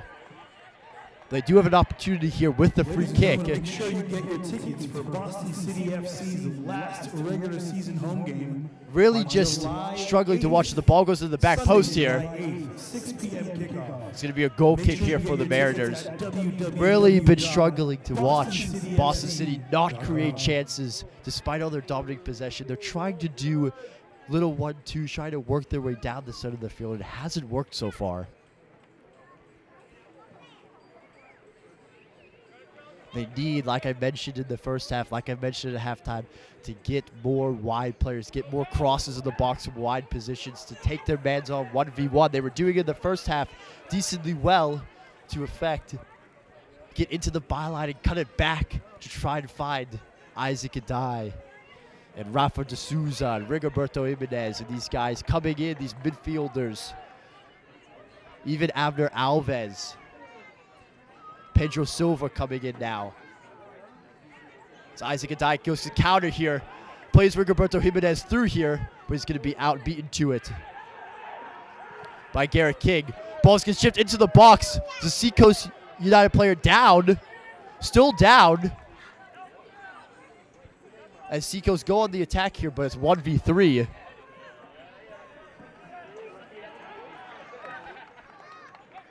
The referee hasn't stopped the game. It looked to be a head injury for the Seacoast Mariners player who's down, but he's come back onto the field now.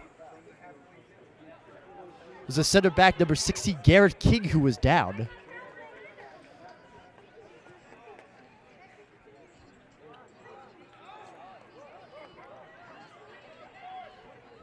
Really turning into a dogfight here at Brother Gilbert Stadium in the second half.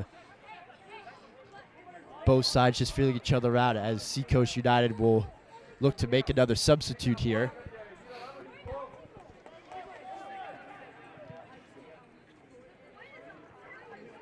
The ball headed out for a Boston City throw.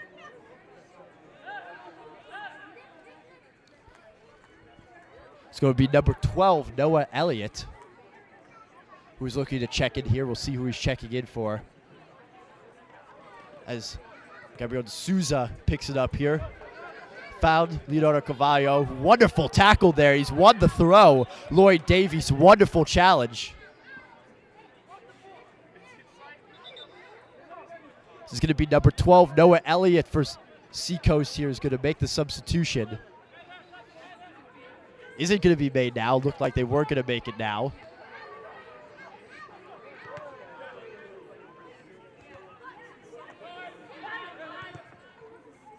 As let's see with a wonderful ball down the line to try and find Keaton Wiesel, but it's going to go out for a throw, and unfortunately. The change will be made now. Number 12, Noah Elliott, will come on for the goal scorer, number 13, Noah Strakierski.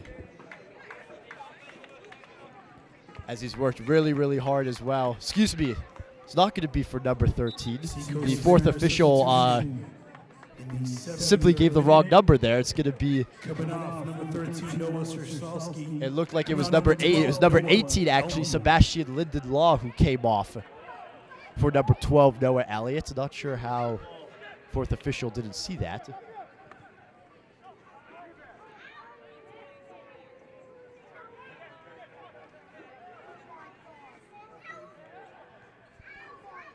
This is an opportunity here with Cavallo playing it across. Opportunity here just cleared out in midair. Ball still alive. Gabriel D'Souza takes his, gonna Hoofershar's be curled over the bar harmlessly away from Chris Franklin's net.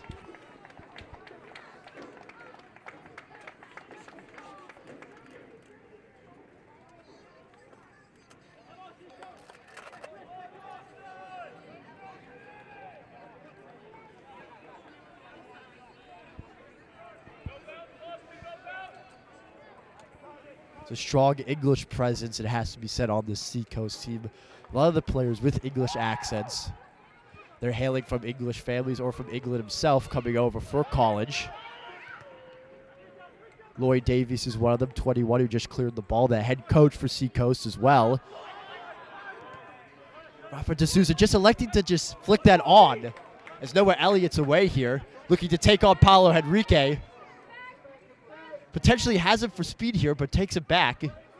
Double teamed here as Pedro Silva, much the bigger man, stronger and more physical, just wins the ball off of him. Wonderful nutmeg there by Gavi D'Souza. Jimenez keeps it in. Gets it back again, playing it down the line, trying to find Rafa D'Souza. Is cleared out harmlessly by by Garrett King.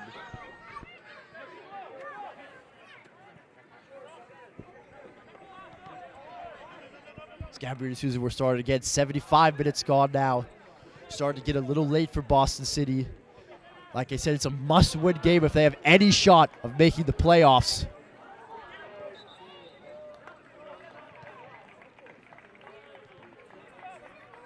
It's Noah Charliski, the goal scorer, gesturing off sides there.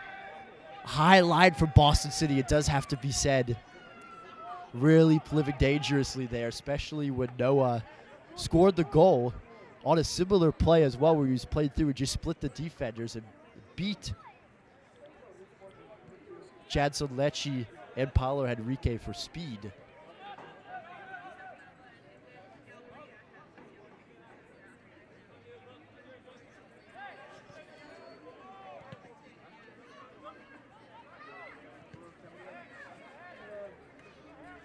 Boston City not really electing to hoof it yet, just slowly but surely still staying in the game, not panicking. Sure, Paulinho will love to see that, but it is getting later into the game now. They obviously have made 2 subs as well. Leonardo Cavallo and Pedro Silva, 2 midfield substitutions. Call shot by Jacob Wagmeister, commanding Paulo Henrique. Just let that go back to him. Paulinho just communicating there with Paulo Henrique, making sure he was okay. Ralph Ograd, the big Haitian defender for Boston City, warming up here on this near side. D'Souza overlaps again, trying to whip it in. off the face of number 21, Lloyd Davies. So Thorne finds Jimenez here. Boston City just trying to pick up the tempo.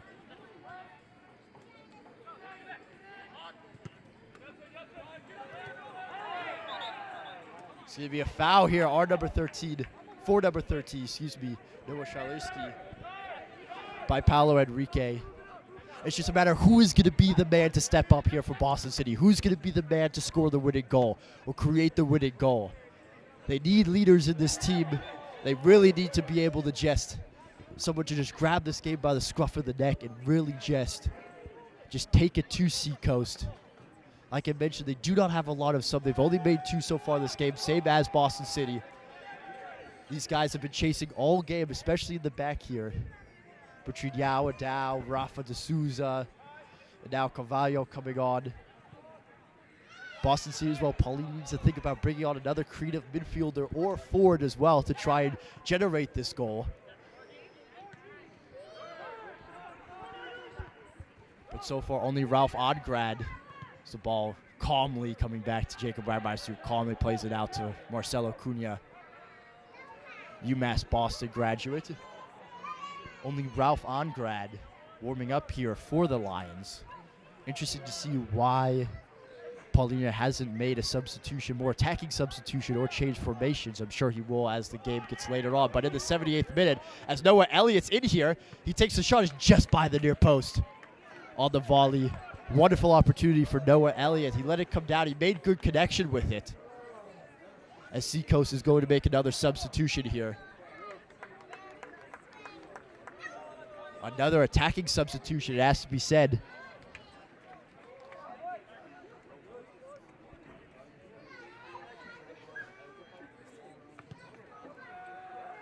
Number 20, Hunter Graham, looks like he's going to come in. We'll see who's coming out for the Mariners. Fourth official try to get the attention of the referee to make the substitution. Ralph Ongrad also looking to check in for the Lions. Very interesting is Ralph Ongrad been deployed as a center back, as a right back. Not really what Boston City need right now. With the game tied, I'm sure though Paulinho will see his changing formation and push someone else forward. As Carvalho just lets the ball go off his side. As you can see, Jimenez, Isaac Adai, Carvalho, De Souza just now starting to get a little bit more hesitant. As number 13 now, Noah Charleski, the goal scorer, will come off for the Mariners.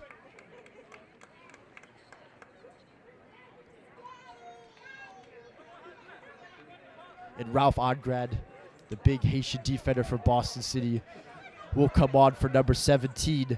Rafa De Souza could potentially be a like-for-like substitution. But it looks like Ralph Ongrad is going to go into the back. Boston City and more players are going to be pushed forward. Coming off number 17, Rafael De Souza. Coming on number 22, Ralph Angry.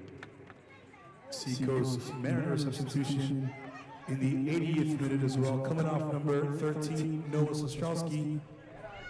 Coming on number 23, Hunter Graham. Hunter Graham will check in for the Mariners.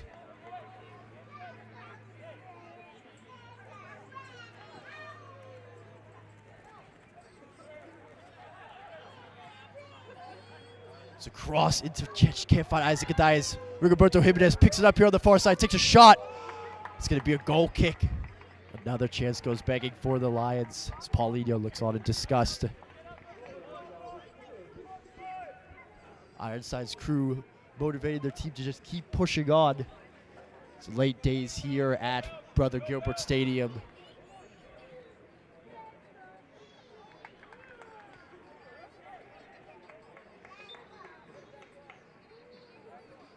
So Chris Franklin will take his time with this free kick. The Seacoast Mariners do tie this. It'll be their second point of their season, the second tie, still winless. Still could potentially get the winner. It would be a huge victory for them if they could find a winner. But Boston City is a must-win game for them, it has to be said, if they have any chance of mathematically making the playoffs. So Isaac Adai has the opportunity to break here. But wonderful hunting down by London Jackson Steed, the number 8, the substitute here for the Mariners.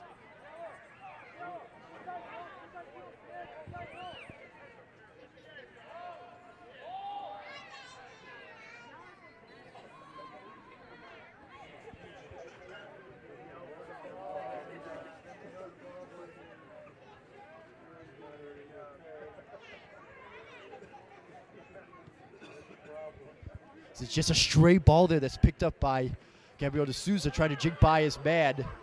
It's going to be a throw in for Boston City, but number 21, Lloyd Davies, is down for the Mariners. Look to have just turned his ankle in the turf here at Brother Gilbert Stadium.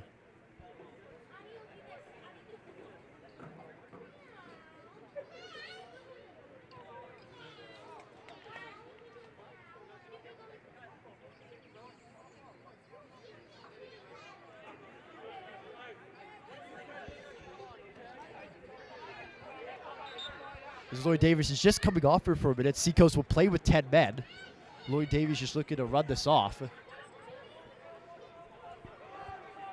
Seacoast United manager just making some changes in the back to organize with the 10 men. See if Boston City can potentially take advantage of this as Rigoberto Jimenez looks to take the long throw into the box. Near post, flicked on by Isaac Adai, but safe hands from Chris Franklin.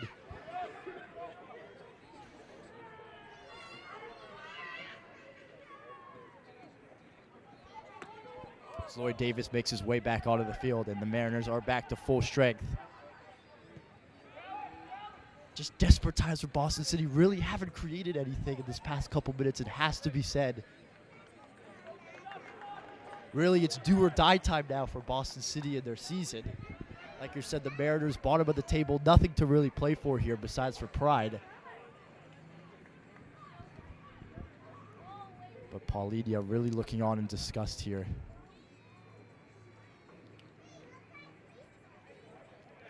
The game seems so in control, especially at the start of the second half, with Boston City coming out, keeping possession very well, just like they did in the first half. As the ball's being played wide to find Keaton Wiesel. On this near side, it's an opportunity to whip it in. There's two in the box here, just over Noah Elliott's head. Jansen Lecce picks it up, elects to play it long to try and find Isaac Adai. There's 2v2 here. They can go quickly here. Isaac Adai back heels into Rigoberto Jimenez, who finds his man, plays it into the box. It's deflected out. Boston City appealing forehand ball, not going to give it to him. As Noah Elliott's in here behind Ralph Agrad, 1v1 situation. Let's see what he can do. Likes to play it back just by Keaton Wiesel. As Pedro Silva starting the counterattack here for the Lions. Really need to show some commitment to the playoff push here. It's now or never for Boston City. 5 minutes to go in the game, plus stoppage time as Marcelo Cunha picks it up in the corner. Ball into the near post. Just could not find Isaac Adai. As to Chris Franklin's credit, Seacoast trying to go for the win as well. It's over Isaac's head as Noah Elliott's in here. Ralph Agrad recovers though and clears it out for the Lions.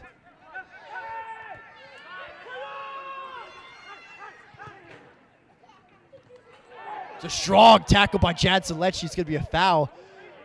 Seacoast will have the free kick.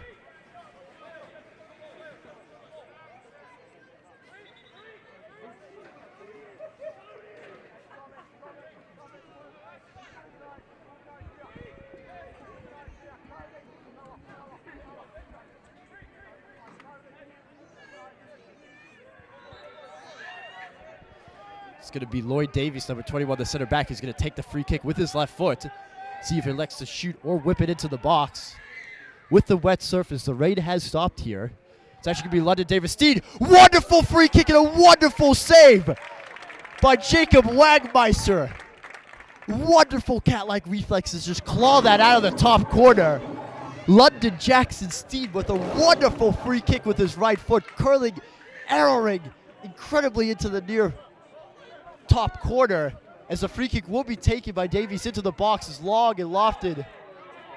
And Jimenez will be pushed off and will be a free kick for the Lions. They're going to have to work quickly here as it finds Isaac Adai. So the Bears are trying to rush back here. Marcelo Cunha chases on here. To be shaked clear by Chris Franklin for a Boston City throw. Carvalho will take it here. Boston City just trying to pick up the tempo here. 88th minute. Really now or never for the Lions.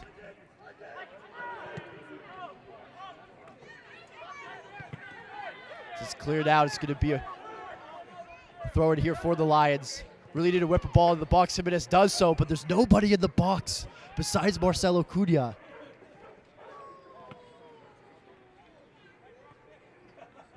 Boston City just not getting any players from the box. Marcelo Cunha looks to have gone up to forward here. Through a change of formation here as Noah Elliott looks to turn Ralph Ongrad. Great strong tackle there to see it out there. To Seacoast United's credit, though, it has to be said, they aren't playing for the draw. They really are going forward. Playing high tempo, trying to catch Boston City on the counter.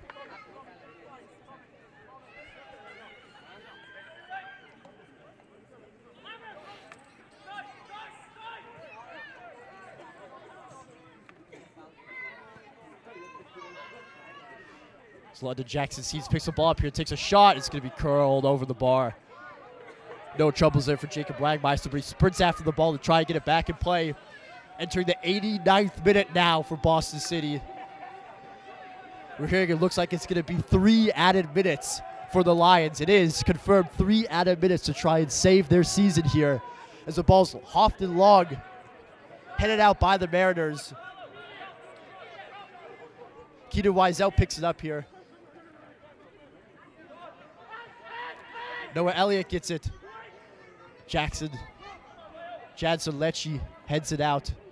But once again, it's poorly given away by Carvalho. So the Mariners just trying to fashion one last opportunity, potentially. As Pedro Silva picks it up, they have to move quickly, Boston City. Really need to laze his tackle in the last couple minutes. Marcelo Cunha picks it up on the edge of the box here. Marcelo gets it back.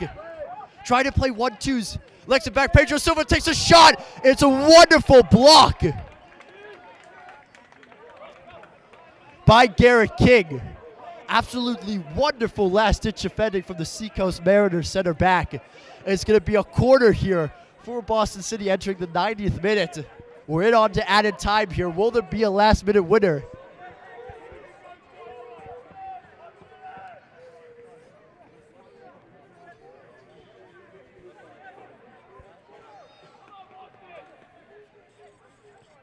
Freaky's going to be headed into the near post here. Headed out. Finds his way to Isaac Adai. Pedro Silva playing it wide to Rigoberto Jimenez. Needs to whip it a good cross. He does so. It's headed out. Finds his way to Jadson Lecce, who has a hammer on him. Jadson takes a shot. It's just by the near post. It's another chance goes begging for Boston City. Is that the last opportunity they're going to get to save their season? Chris Franklin taking his time with the free kick now. I think they realize that they're going to go for the draw, Seacoast United.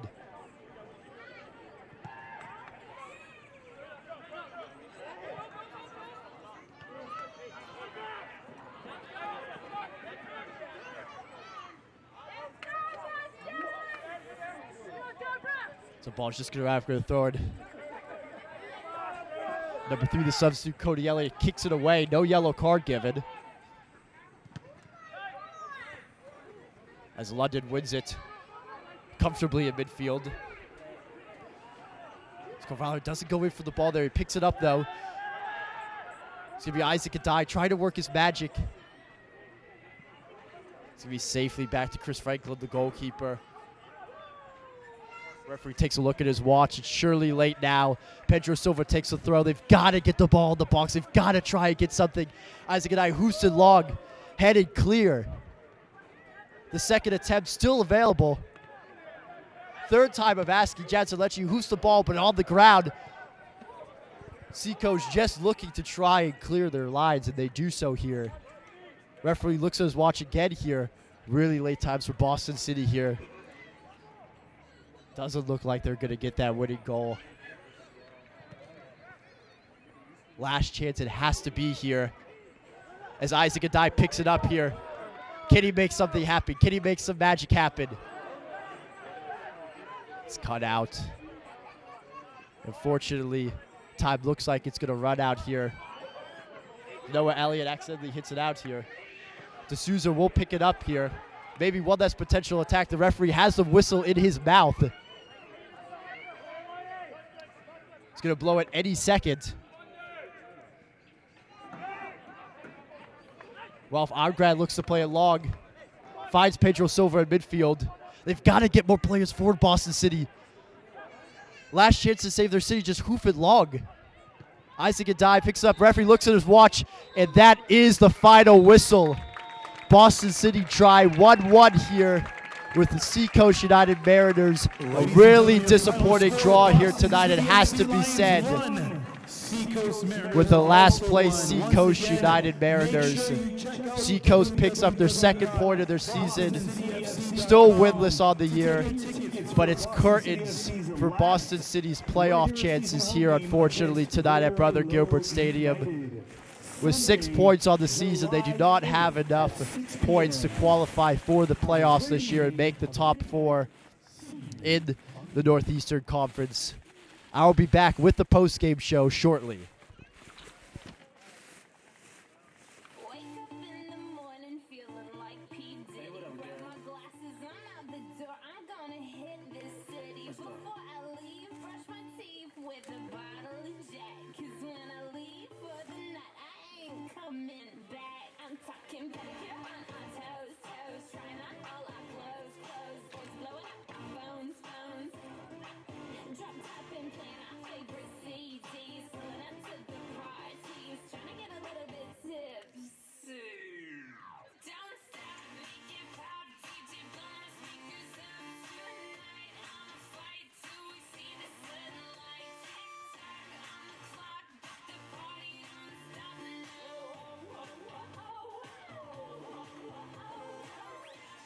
it pop, DJ blowing speakers up tonight. I'ma fight till we see.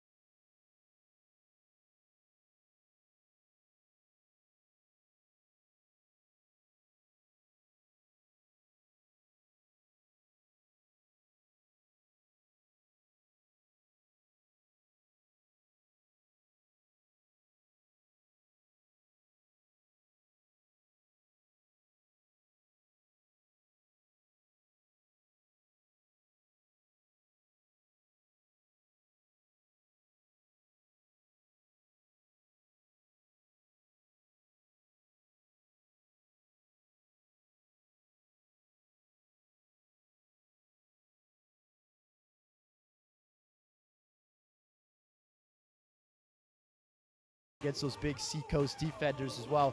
Do you think that the service that you got, would you like it potentially more in the channel, like it more to your feet?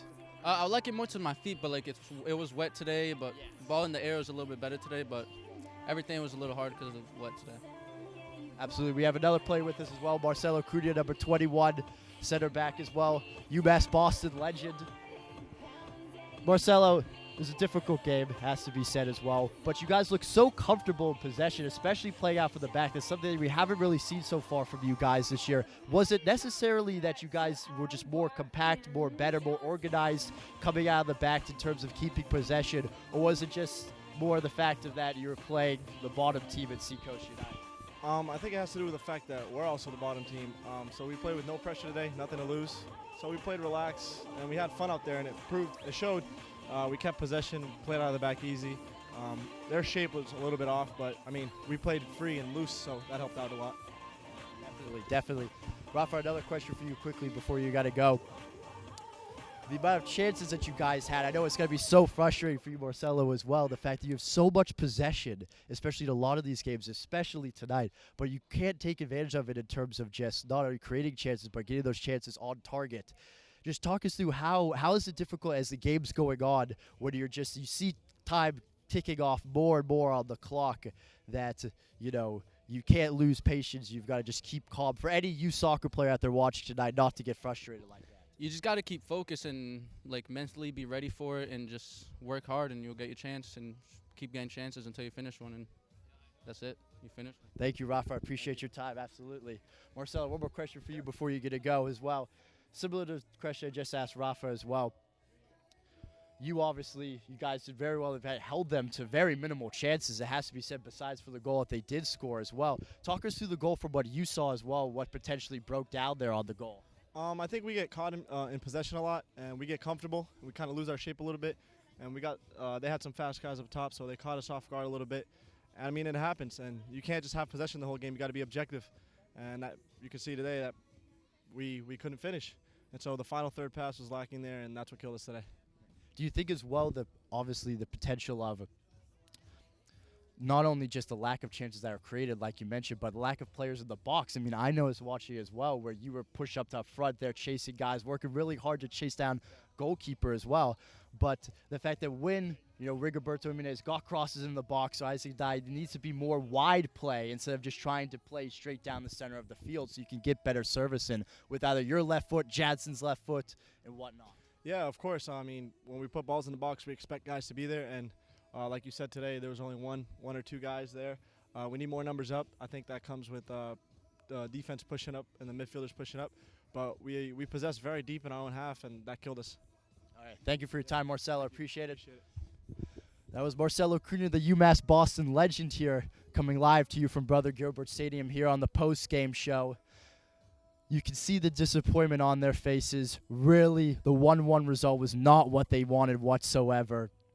Boston City, unfortunately, now out of the playoff hunt for it, so cannot make the top 4 for the playoff spot. But unfortunately here tonight, it's been a really, really disappointing performance from them in terms of just the chances created like Marcelo was talking about, and just in terms of the frustration that was building over the course of the game like Rafa was talking about, in terms of not only generating chances, but finishing those chances and getting on the end of that. And that's a great lesson for any youth soccer player watching out there tonight who, even though you've been dominating team in possession, like Marcelo said, doesn't necessarily mean you're the better team and doesn't necessarily mean that you're going to win.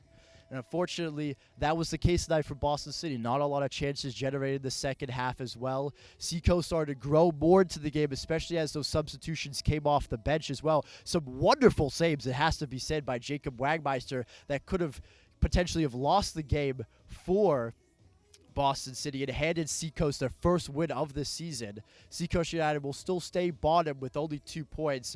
Boston City will move up 1 spot into 8th place, but unfortunately, like I mentioned, will not have enough points to contest in the playoff spot. But either way, 1-1 draw here between Boston City FC and Seacoast United Mariners. Be sure to join us for our last home game, July 8th, here at Brother Gilbert Stadium against Greater Lowell FC. From Warren Wazi Backman here, live at Brother Gilbert Stadium here. Boston City won, Seacoast United won here. Thank you and good night.